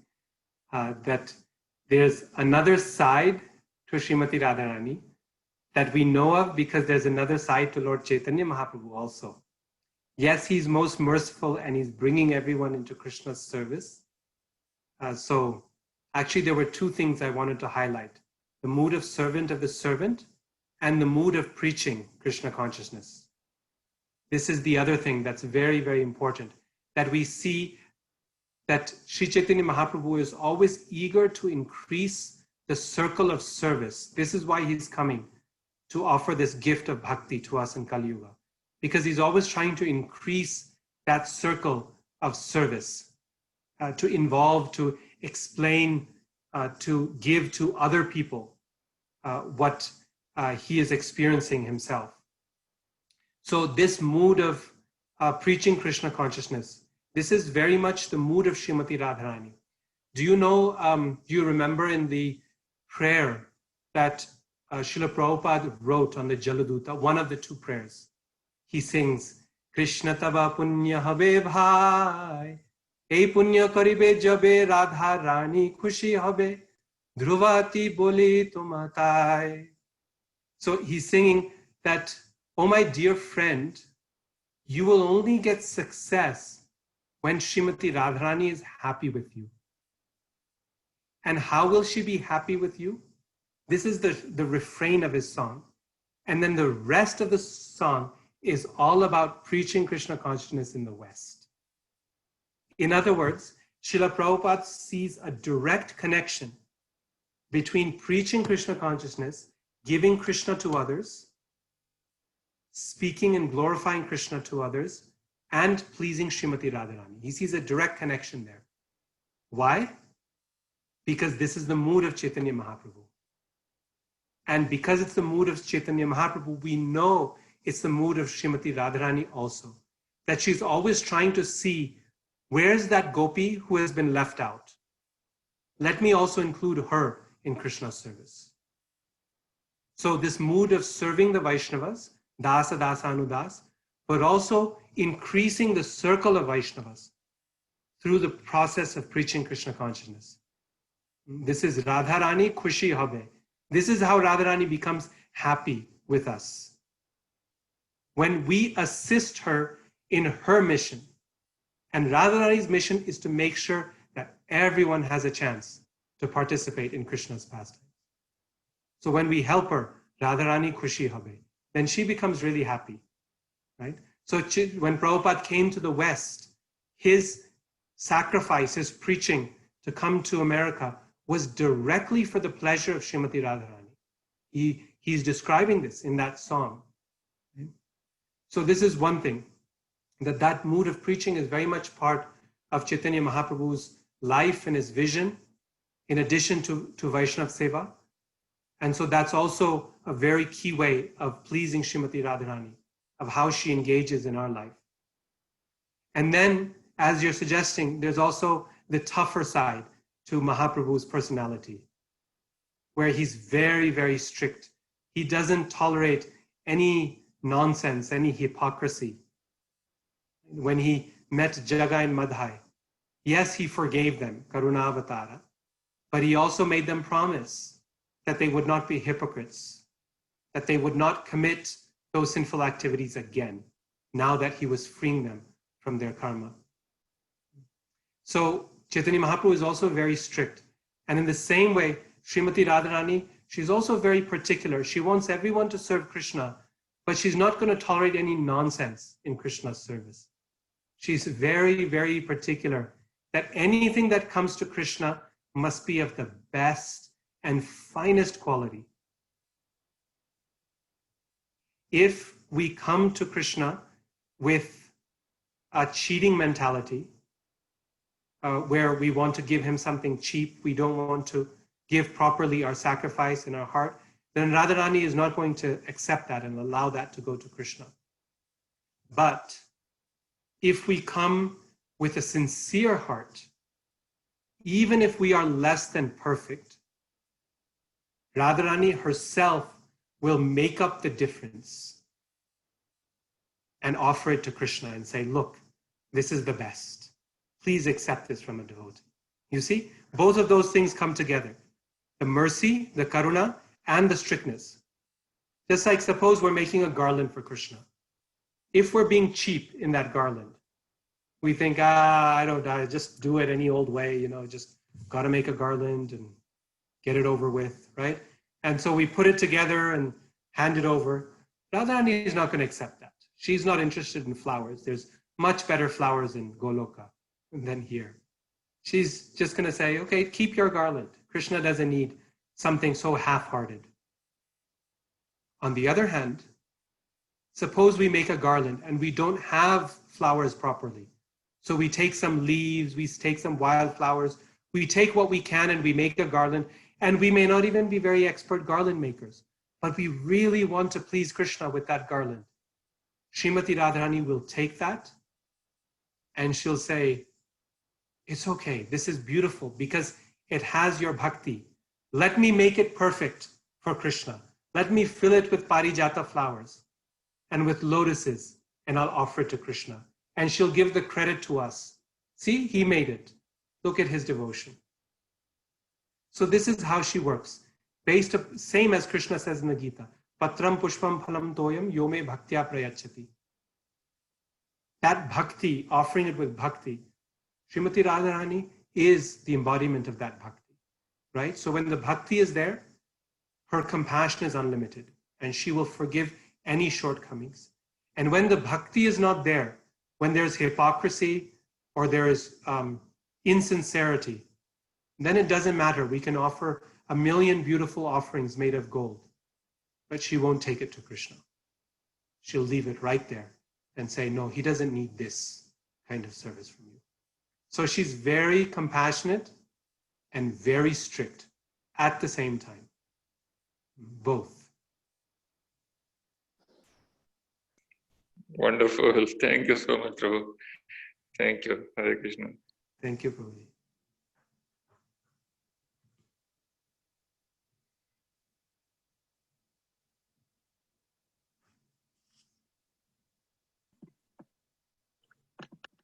I just had a comment here. The point that you made, how Srimati Radharani, can you hear me? Yes. Yeah. That how Srimati Radharani, she has two ways in which she acts as a servant of the servant. One is that she draws others to Krishna, and secondly, the way to she's also helping those who serve Krishna. So the two aspects were very wonderfully said, how these two things complement each other, that we're trying to follow in her footsteps by sharing Krishna with others, and also helping those who are sharing Krishna with others, and how those things are actually the same thing in different ways. Yes. Yes. That was a very nice, wonderful point. I really liked it. Thank you. Thank you very much. Thank you. Hare Krishna. I just want to make a comment about the Goswamis. You mentioned about their mood, you know, how the Goswamis were always, even though they had the direct association of Chaitanya Mahaprabhu, and they were so exalted, practically all of them came from very rich and very exalted families, yet their mood was so much the servant of the servant mood, you know. And I was thinking about Raghunath Das Goswami, how he also exemplified that mood, because he also belonged to such a rich family. Prabhupada says that he had riches like that of King Indra, and he was the only son. And they tried so hard to keep him home, you know, and they even tried to tie him up and all those things. And yet and then when he wanted to, his most deepest desire was to become an intimate follower of Lord Chaitanya. And then the first time he went to see Lord Chaitanya in Shantipur, Lord Chaitanya sent him back. And he says, time will come. And then the second time, he decided to go to, where was it, Bengal, for the Panihari festival, where Lord Nityananda was going to come and meet him there. And then Lord Nityananda, knowing that his desire was to be a follower of Lord Chaitanya, he told him that actually the key to this success is to become a servant of the servant of the servant. And so he engaged him in feeding all the Vaishnavas there, thousands of Vaishnavas. And when Lord Nityananda became very pleased with him, then he put him under direct association of Sarup Damodar, you know, who's Lalita Sakhi, you know, in the Leela, Krishna Leela. And so when he was put under the care of Sarup Damodar, then he got the mercy of Lord Chaitanya. So I was thinking how this example, through all his followers, Lord Chaitanya was exemplifying this one principle, that one has to become the servant of the servant of the servant. You know, isn't it? Yes, and so yes. then finally he gained that position of being an intimate follower of Lord Chaitanya. Yes. So it Yes. was go ahead. Yeah. No, the example of Raghunath Das Goswami is so nice, because this is exactly how he got shelter of Vrindavan Dham, and he got shelter of Radha Kunda, just like we read in the verse today from Upadeshamrita, that, you know, the perfection of life is to have shelter of Srimati Radharani at Radhakund, her holy place. But the way in which he received that shelter, ultimately, of going to Vrindavan Dham and residence at Radhakund, was by serving all the Vaishnavas under the guidance of Nityananda Prabhu, and then serving Swarup Damodar as well. So it's a very nice example of this point. Yes. Thank you. Yeah, thank you for this point. And connecting it back to what Gopal was saying earlier, what he was highlighting about the two aspects, that I recall that when Bhaktisiddhanta Saraswati Thakur, he used to address his disciples as Prabhu, my master, and he would call himself the servant of his disciples, right? So in other words, it's actually, these two things go together. The mood of servant of the servant of the servant. Sometimes we can think, oh, all I have to do is serve the Vaishnavas, you know, the senior devotees. But the reality is that even when we preach Krishna consciousness, even to the newer devotee, then we are also being their servant. It's the same mood of servant of the servant. Bhaktisiddhanta Saraswati Thakur was such an advanced and senior Vaishnava. He was a perfected soul, right? But when his disciples would come, he would see himself as their servant, right? So this point of prachar, of preaching, as being identical to the mood of the servant that is exemplified by Mahaprabhu. We see this really nicely in the mood of Srila Bhaktisiddhanta Saraswati Thakur, and of course also Srila Prabhupada. That for them it's not separate. When Prabhupada was a child, his father would always say, I want him to grow up to become a devotee of Srimati Radharani. Right? That was his father's ultimate ambition for his son, that he should become a devotee of Radharani. And what did that practically mean? It meant equipping him with mridanga playings, knowledge of Bhagavatam, deity worship, equipping him to preach Krishna consciousness all over the world. So this is the internal and the external mood put together. To serve Srimati Radharani intimately, Srila Prabhupada brought so many living entities, so many souls from all over the world to Krishna's lotus feet. In this way, he acted as the most intimate servant of Srimati Radharani. Nikunja yuno ratikeli siddhyai yayali bhir yukti rapekshaniya. Very nice points.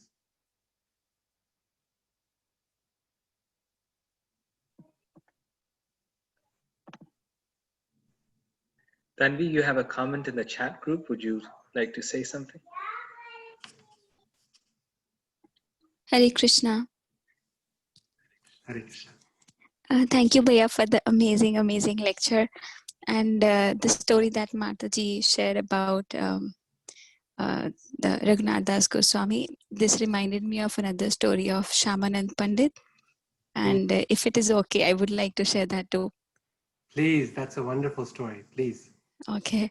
So I remember going to Shyam Sundar, rather Shyam Sundar Mandir in Vrindavan, and there I read this story.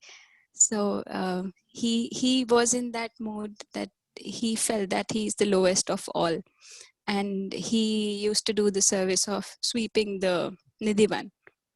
And there he found a very wonderful part of jewelry. Some say it's a bangle, or some people say it's part of the nupur. And he was astonished to see that how beautiful it is. And then one of the ladies, she comes there and asks for the same thing.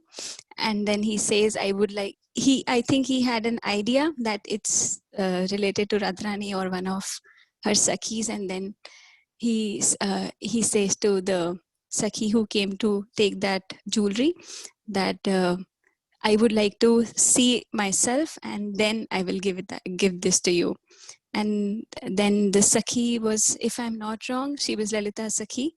And then she takes him to Radharani, and there Radharani transformed Shyamanand Pandit to one of the Manjari, and she gives him a wonderful tilak, and everybody in Vrindavan who are their followers, they have the same tilak. So this is true what Bhaiya said, that she helps us in so many ways that we do not even know. We just have to be on the path.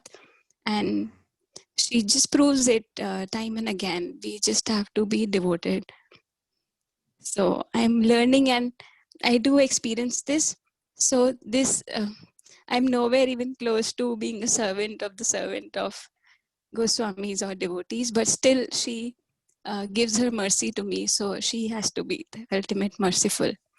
So I pray to her that we all succeed in this. Yes, thank you so much for sharing that wonderful, wonderful story of Shyamananda Pandit and how he received. He used to be called before that. His name was Dukhi Krishnadas. Yeah, right. He was, and then after that, his name became Shyamananda. Right. He was always in the bliss of Shyama. Shyama is a name for Srimati Radharani. Right. So always in her happiness, in her joy. So yes. It's a very sweet pastime where yes.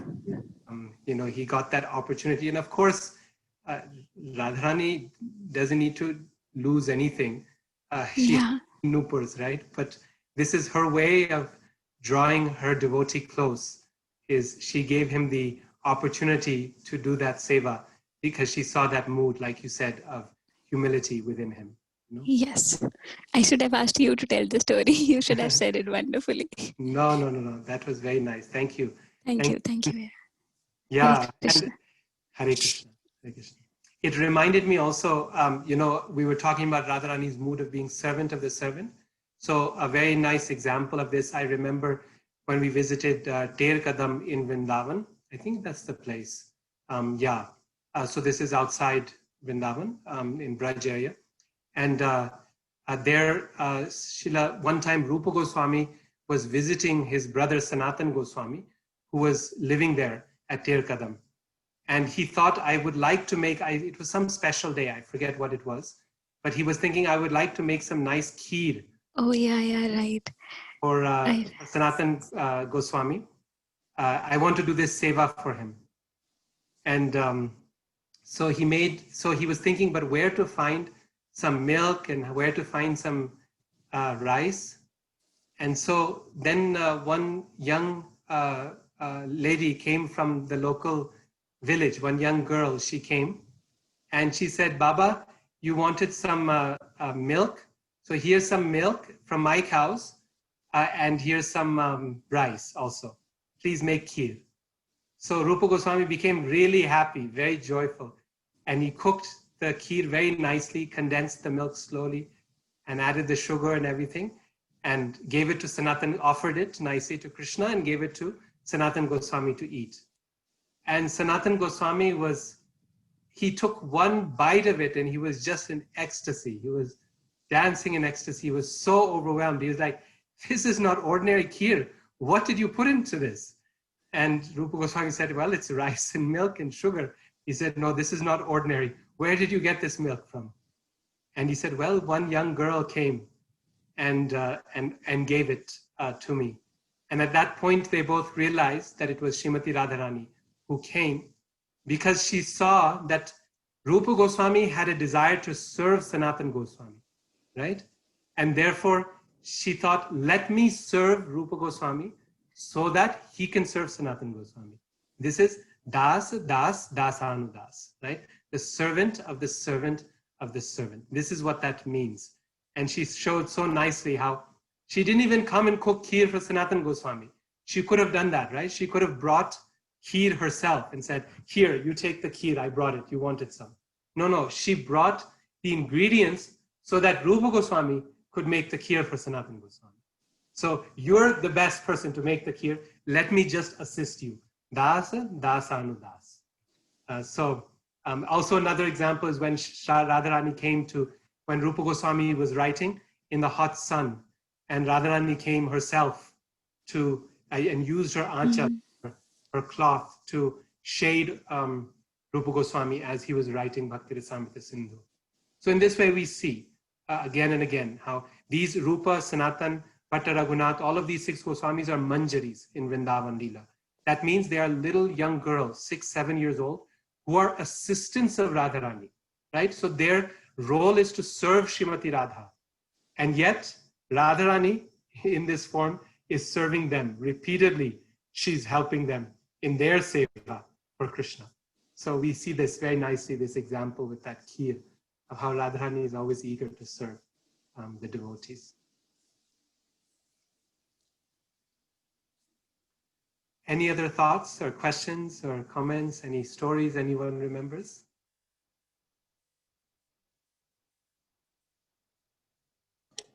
Hare Krishna.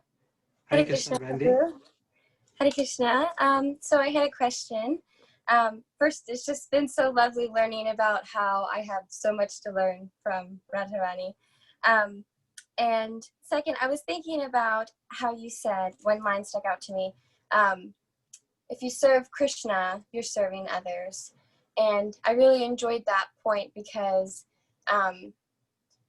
if you reflect throughout your days and think about little interactions that you had, you can always find a conversation or some interaction that you had with someone that can remind you of Krishna and his presence always being there, whether it be a person who was very compassionate or very kind, or maybe someone who could help show you some patience, give you some patience. So that made me think about the self, and if we learn to, would you say, I was wondering what your thoughts were on, would you say that self-love comes from learning how to selflessly love others and serve others like Krishna? So I was just wondering what your thoughts on that. Thank you so much for your talk today. Hare Krishna. Thank you, Brandy. That was a very nice question.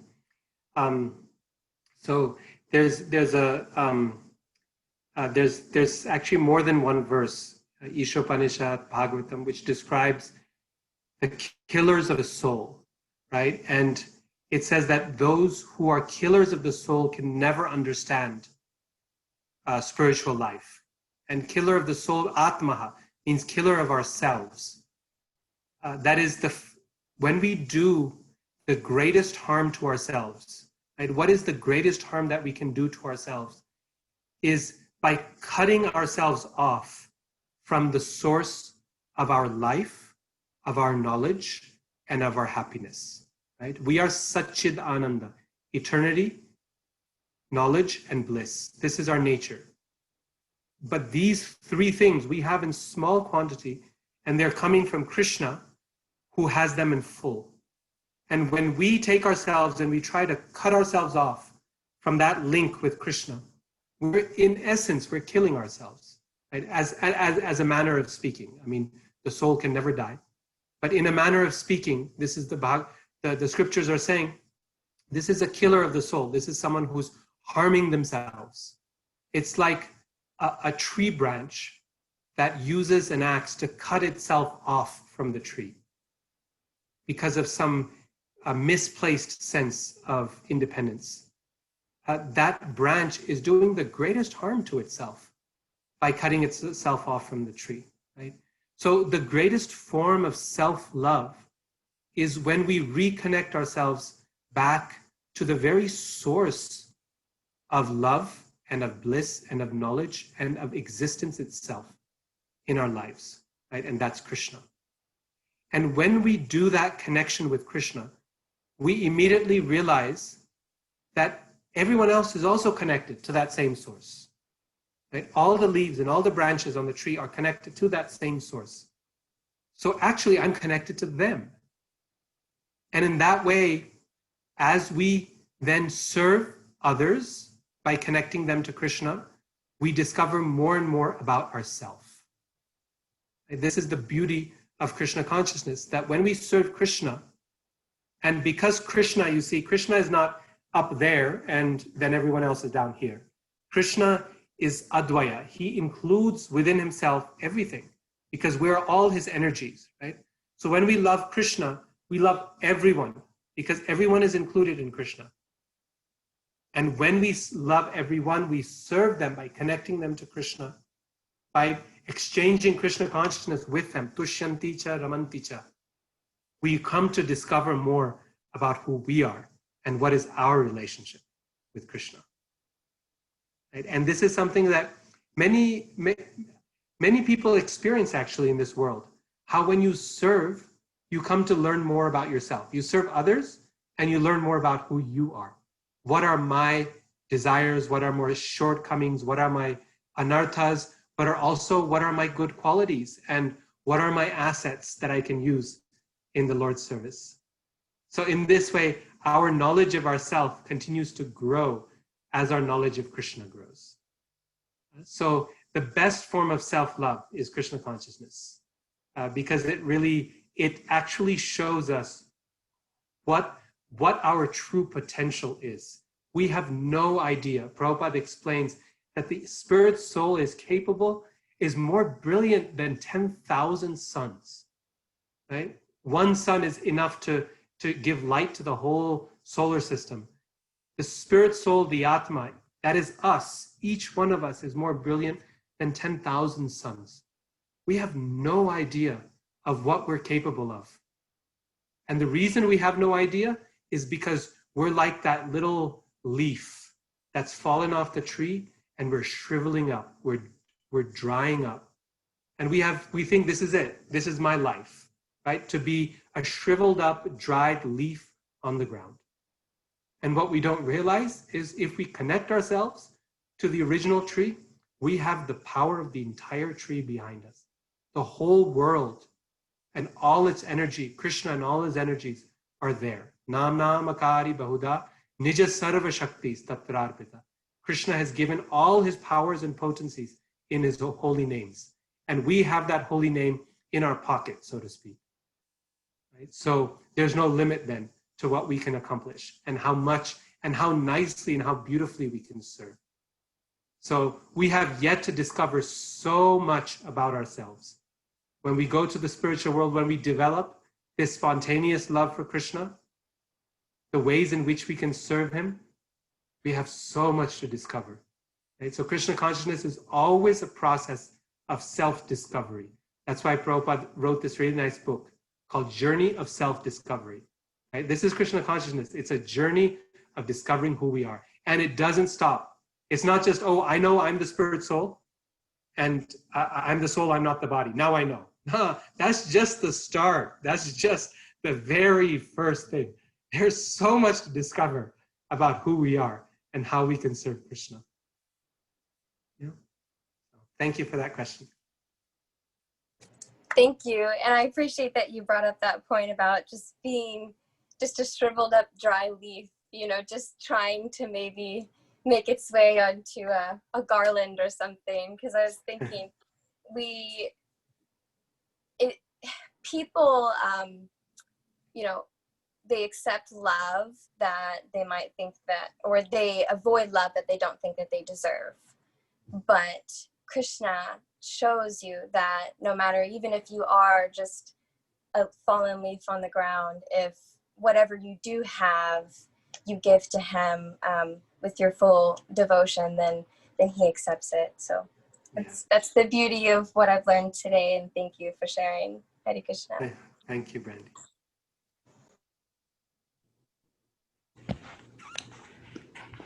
Hi Krishna Prabhu, I have a question. How did Radharani end up pastime in this material world? How did what?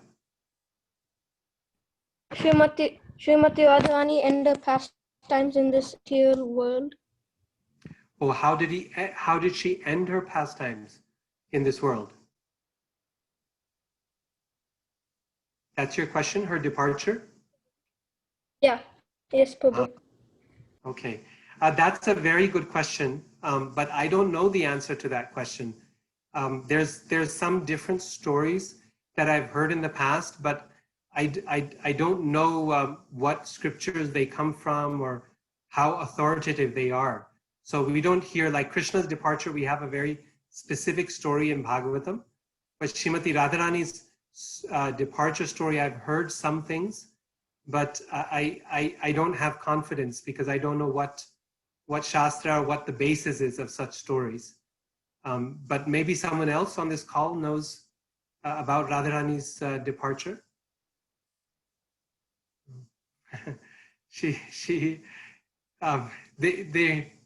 Okay, if no one knows about her departure, then let me just say this. Radharani and the gopis, they're constantly wondering in Vrindavan, how is it that we are still alive in so much separation from Krishna? Right? For them, it says the Goswamis, they describe that they waste away. They become like shadows of themselves in separation from Krishna.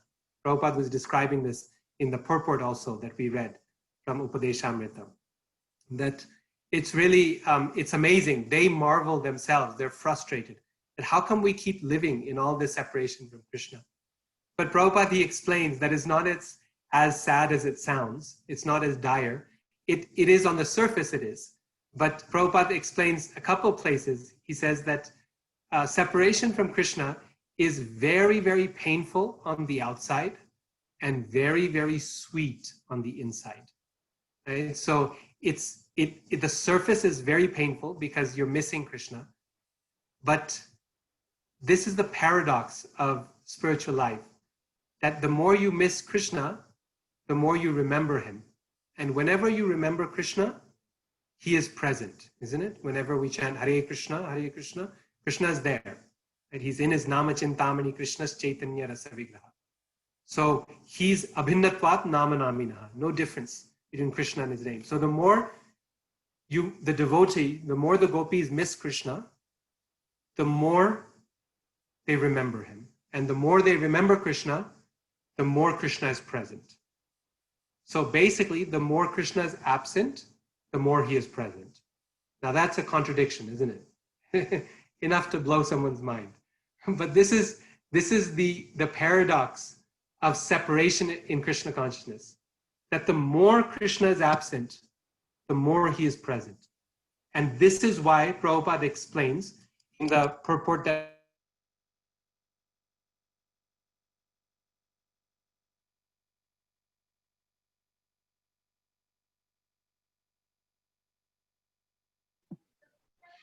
we just read, than serving Krishna directly. That's a pretty strong statement, he's saying. That serving Krishna in separation is far better than serving him directly. Because in that intensity, Krishna becomes even more and more present. So the various stories that I've heard in the past all speak in this way, that Radharani essentially melts in her separation from Krishna, like that, in that mood of Vipralamba Bhav. Thank you so much, Prabhuji. Hari Bol. You're welcome. Thank you for the question. Raj, do you have something?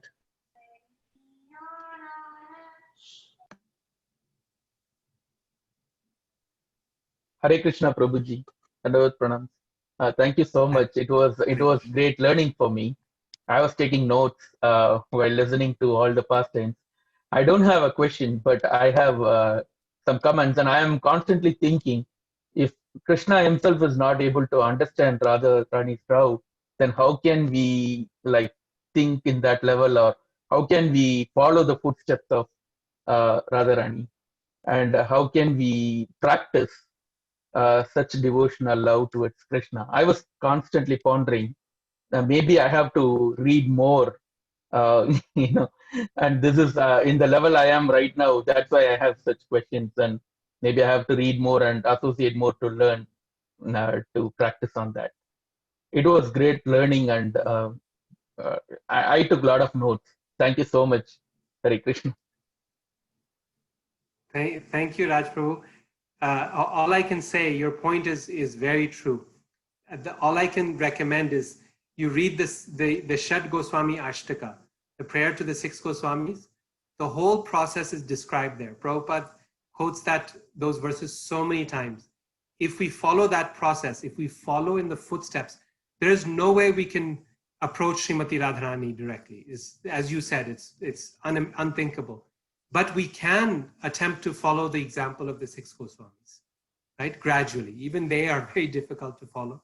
But gradually, Krishnot Kirtana Gan Anartana Paro, Premam Ritam Bho Nidhi. The first thing they say is Krishna Kirtana Ganana. By Krishna Kirtan, by chanting of Krishna's holy names. Then Nana Shastra Vicharanaika Nipuno Sadharma Sanstapako. By properly studying Vicharanaika Nipuno, the works, the scriptures, the shastras given to us by the Goswamis, then, okay, next step. Sri Chaitanya Kripa Bharo. We need to get the mercy of Sri Chaitanya Mahaprabhu, right? And then as we progress in this way, then we can develop some sense of detachment from the material world. Tyaktva Turna Mashesha Mandalapati Shrenim Sada Tuchyavat. So in this way, the example is given. We may not be able to follow Radharani's example, but we can follow the example of the 6 Goswamis. And how to follow the 6 Goswamis, that is shown perfectly by Srila Prabhupada, right?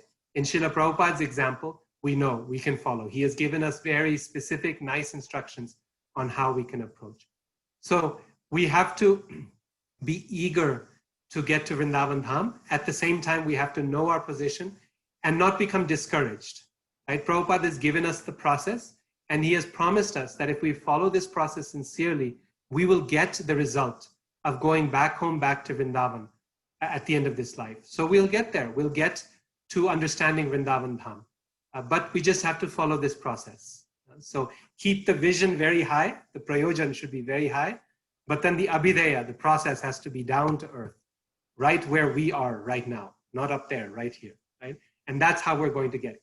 Keep our vision set high and our steps little by little where we're at, based on the Srila Prabhupada's instructions. Hare Krishna.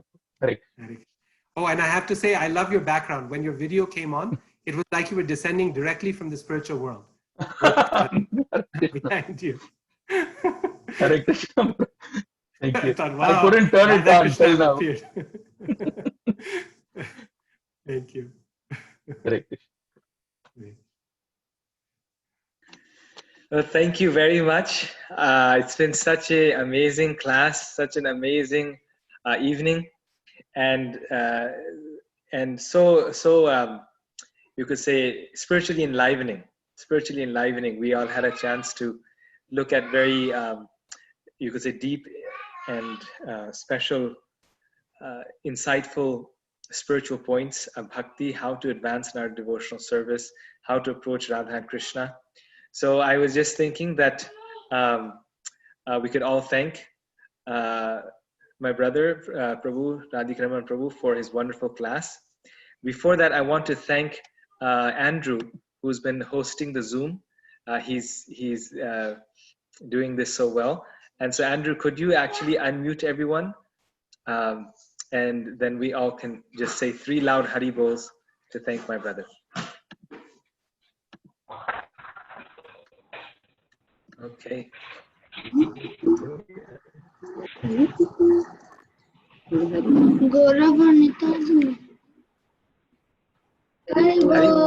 Hari Bol.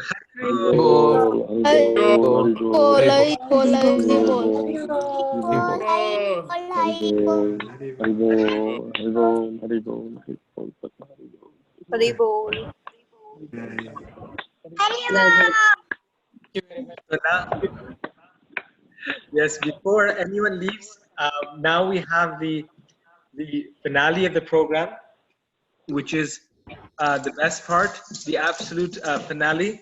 And that is with us, we have a very special devotee, very, you could say, heartfelt devotee of the Lord, Sanjay Prabhu, all the way from Dubai.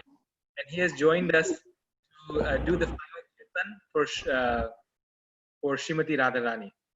Sanjay Prabhu, are you there? Hare Krishna, Prabhuji. Dhanu Pranam. Dhanu Pranam. Jai Shri Prabhupada.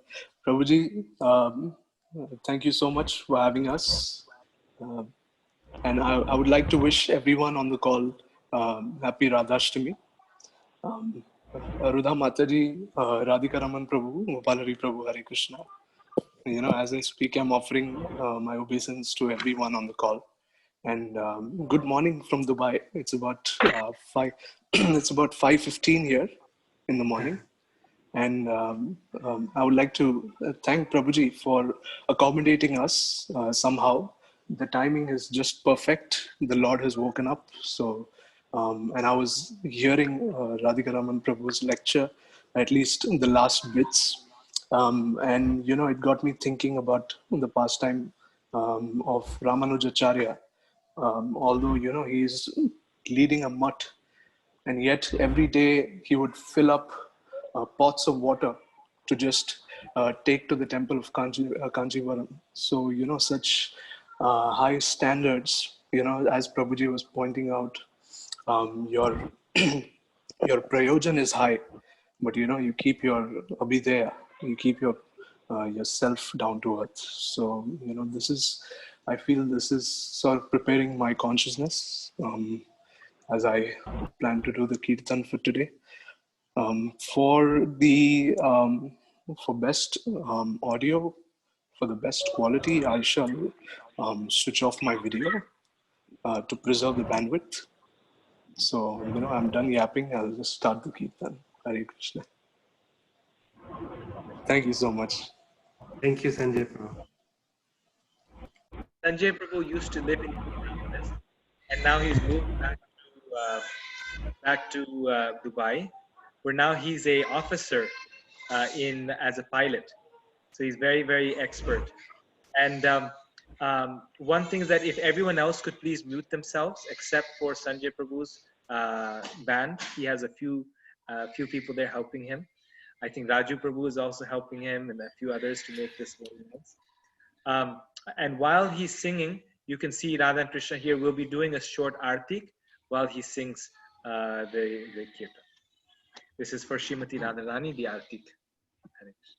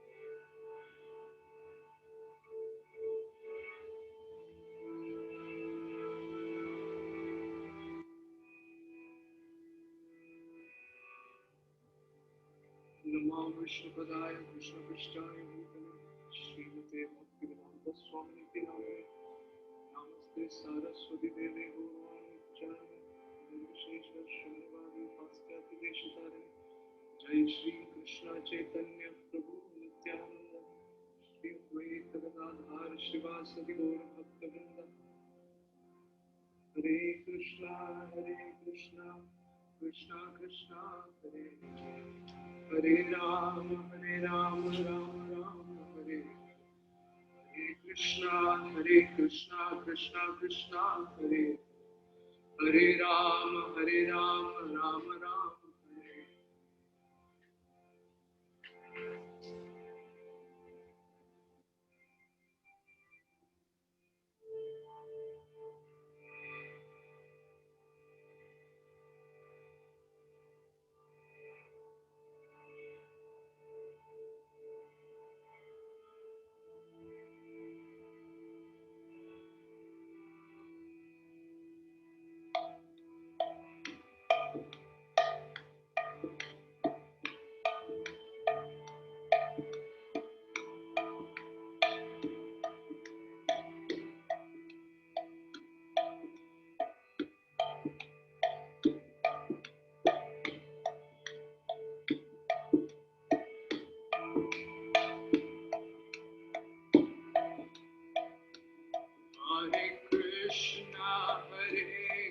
Krishna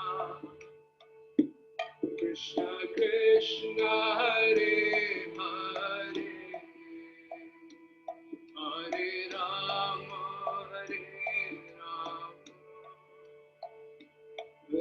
Rama Rama Hare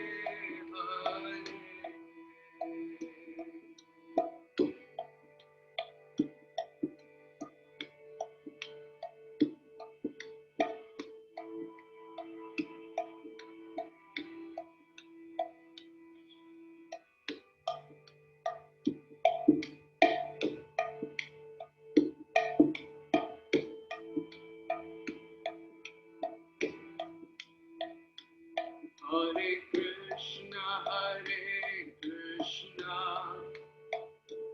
Krishna Krishna Hare Hare Hare Rama Rama Rama Hare Hare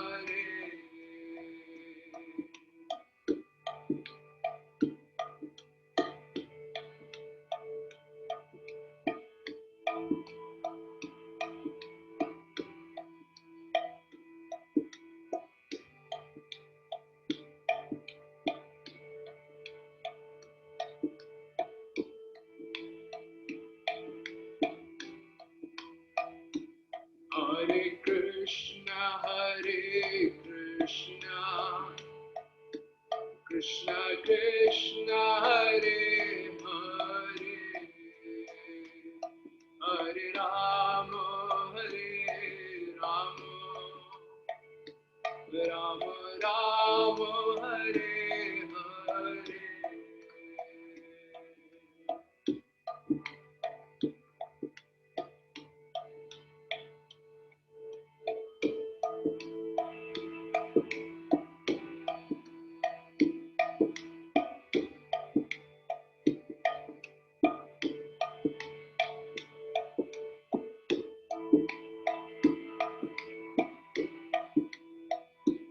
Hare Krishna,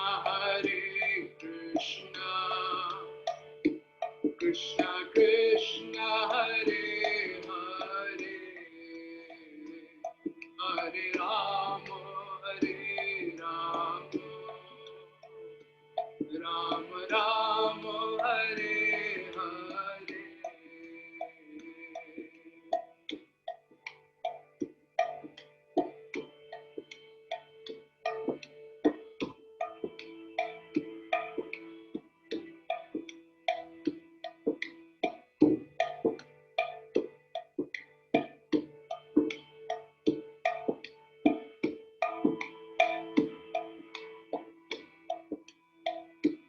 Hare Krishna, Krishna Krishna, Hare Hare, Hare Rama, Rama Rama, Hare Hare.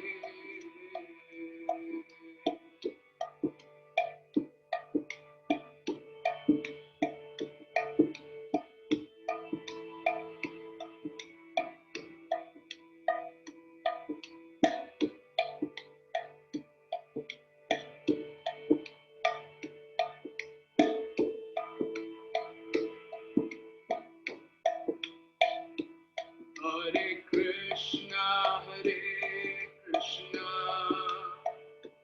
Krishna Krishna, Hare Hare,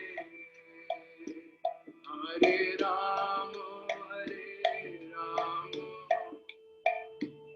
Rama Rama, Hare Hare.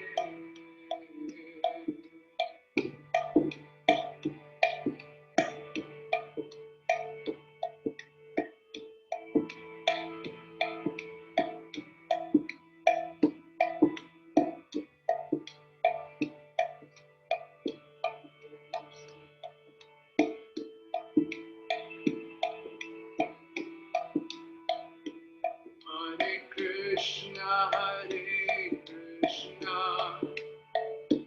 Krishna Krishna, Hare Hare, Hare Rama, Rama Rama, Hare Hare.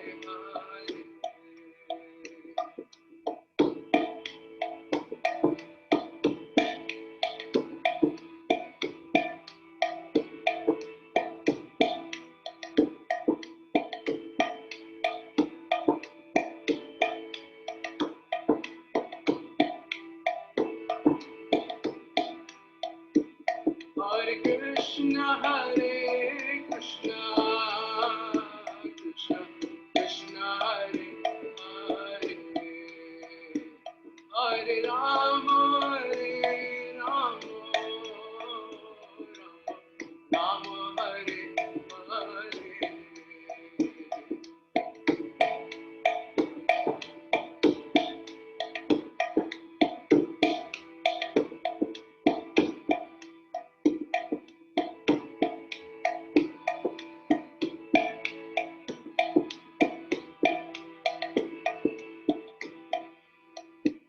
Hare Krishna, Hare Krishna, Krishna Krishna, Hare Hare, Hare Rama,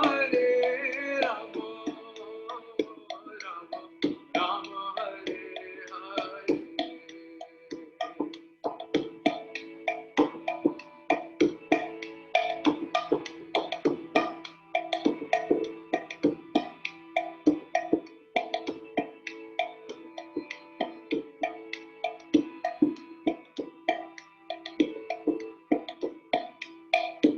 Hare Krishna, Hare Krishna, Krishna Krishna, Hare Hare, Hare Rama, Rama Rama, Hare Hare.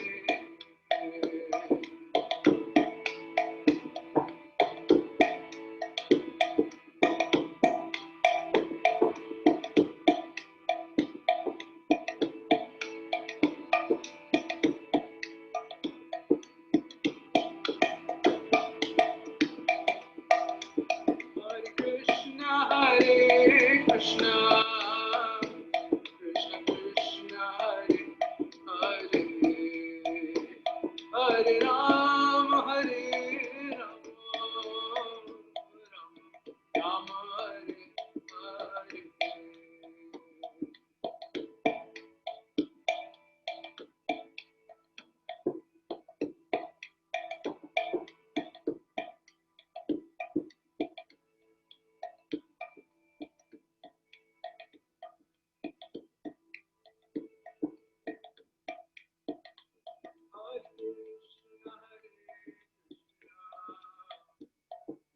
Krishna Hare Hare,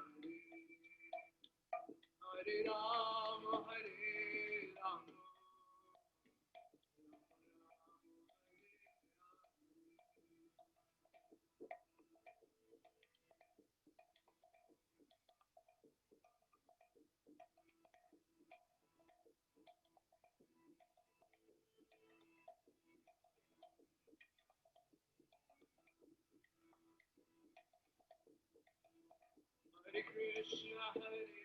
Krishna, Krishna Krishna, Hare Hare, Hare Rama, Rama Rama, Hare Hare.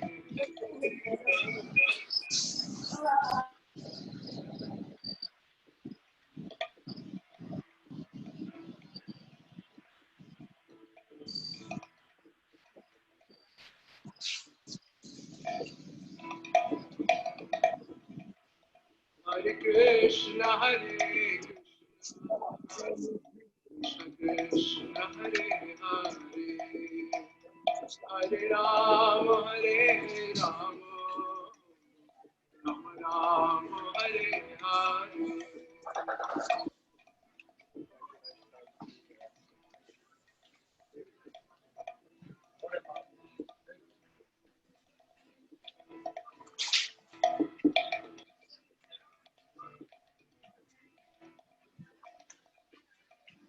Hare Krishna, Krishna Krishna, Hare Hare, Hare Rama, Rama Rama, Hare Hare.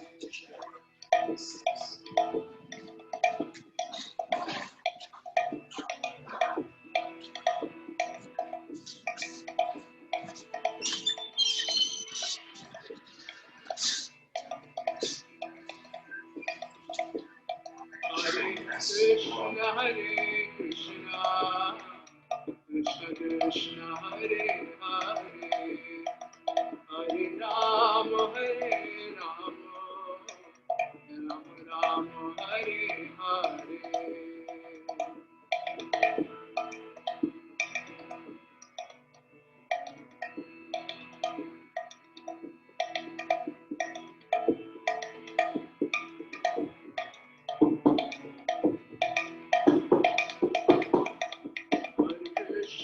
Hare Krishna, Krishna Krishna Hare Hare, Hare Rama Hare Rama, Rama Rama Hare Hare.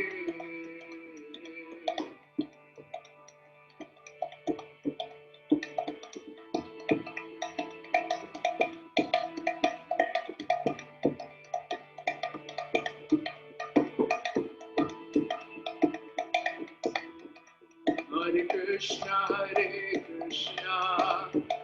Krishna Krishna Hare Hare, Hare Rama Hare Rama, Rama Rama Hare Hare.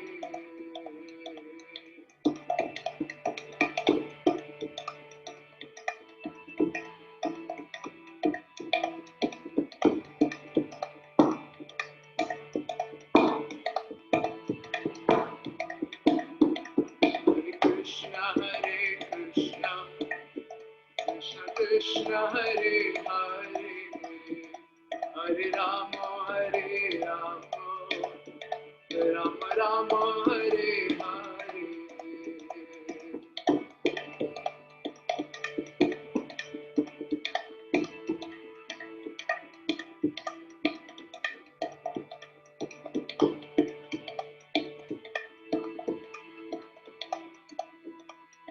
Krishna Hare Krishna, Krishna Krishna Hare Hare, Hare Rama Hare Rama, Rama Rama Hare Hare.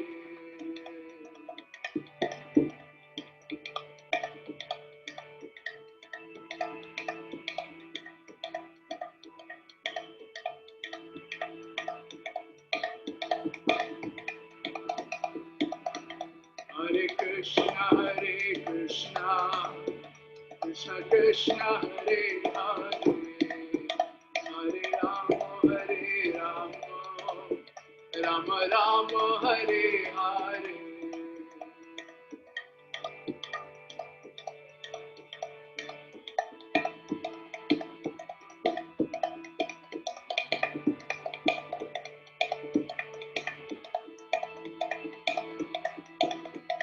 Hare Krishna, Krishna Krishna Hare Hare, Hare Rama Hare Rama, Rama Rama Hare Hare.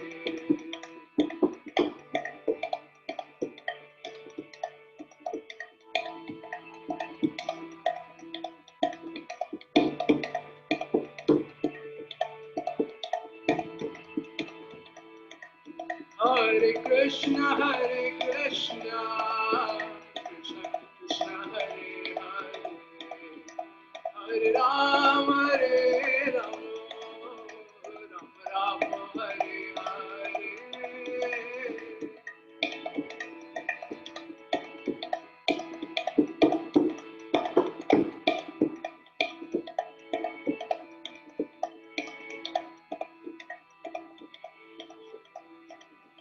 Hare Krishna, Krishna Krishna Hare Hare, Hare Rama Hare Rama, Rama Rama Hare Hare.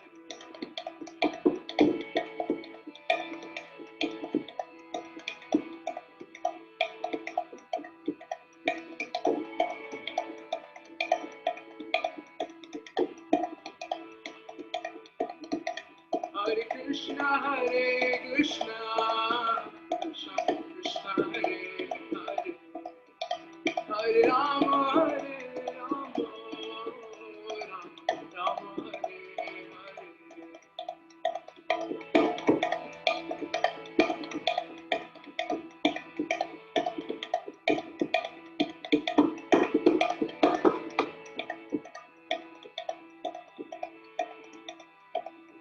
Hare Krishna, Krishna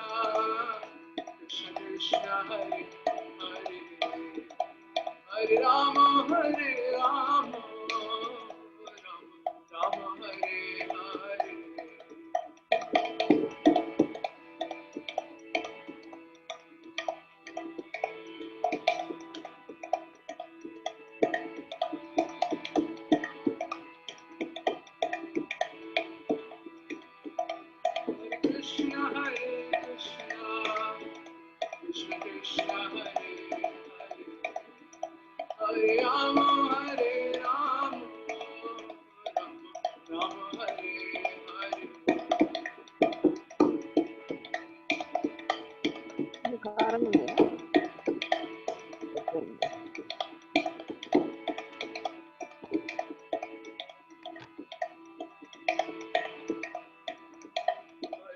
Krishna, Hare Krishna,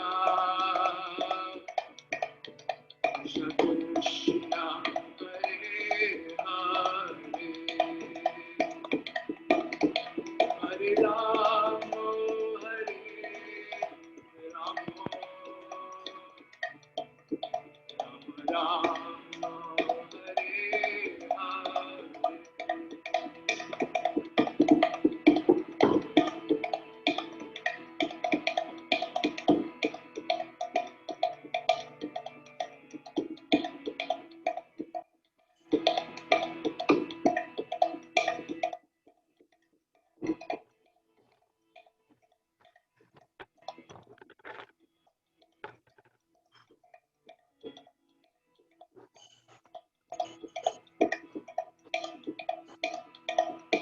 Hare Krishna, Hare Krishna,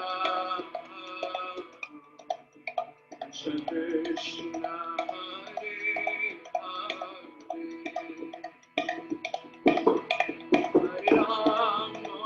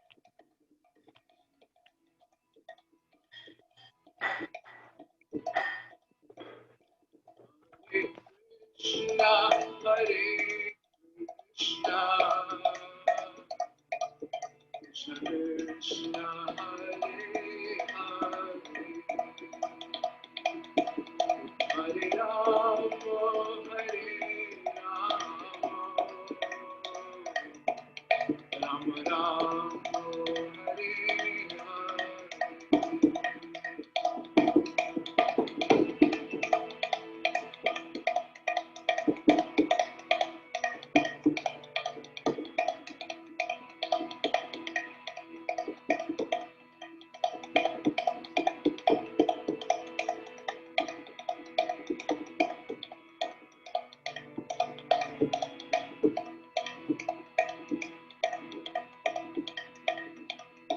Hare Krishna, Hare Krishna, Krishna Krishna, Hare Hare, Rama, Hare Rama, Rama Rama, Hare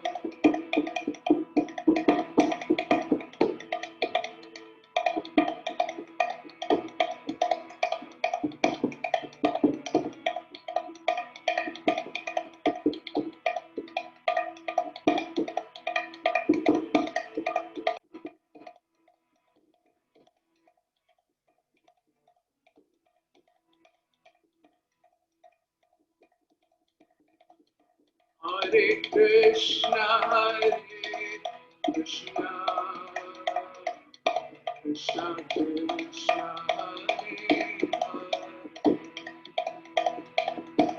Hare Rama, Rama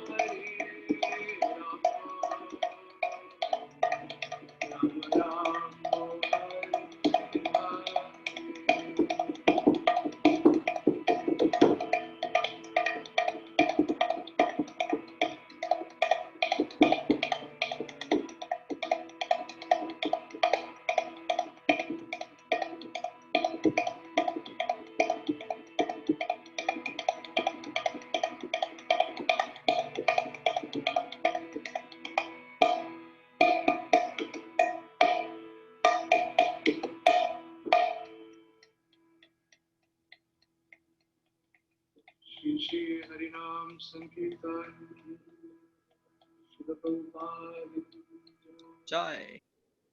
Jai Gaur Premanande Hari Hari Bol Jai Gaur Premanande Hari Hari Bol Shri Ram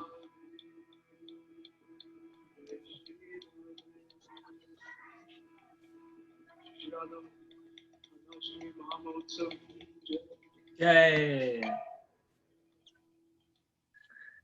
Srimati Radharani ki! Jai. Shri Radha Gopinath ki! Jai.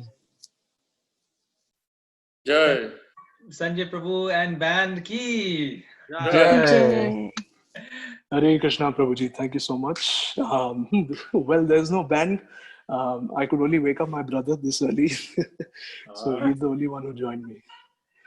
So my brother's with me, Saksh. Very nice. And we have our deities, Shri Nitai, with us. They have finally woken up. Oh, wonderful. Thank you so much, Prabhuji, for accommodating us. You know, thank you. Thank you so for much. coming and spending your valuable time and giving us this wonderful kirtan. And we hope No, I should thank you, Prabhuji. I'm 14,000 miles away, but I still feel, I'm somehow a part of the program today. So this is a wonderful start for the day, as Radhastami is just about to begin for me.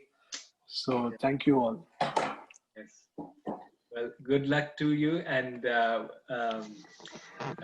may you have a wonderful Radhastami today. And please send Radharani's blessings this way to Indianapolis. Thank you. Thank you so much, Prabhuji. I'm looking forward for more service.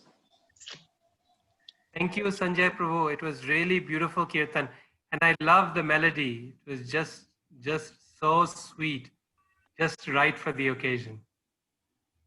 Thank you. Thank you so much, Prabhuji. Thank you. So with this, we have completed our Radhastami celebrations, and now everyone please dream about Srimati Radharani and Lord Krishna, and have a very good night. And everyone please come back on Sunday. We have a very special guest speaker speaking on Sunday, so the nectar will continue.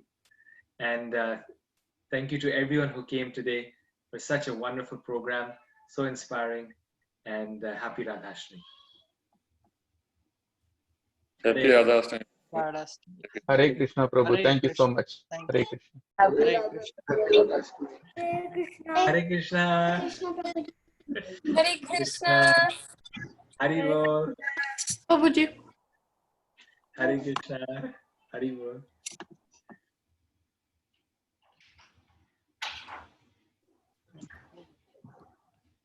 Dal barra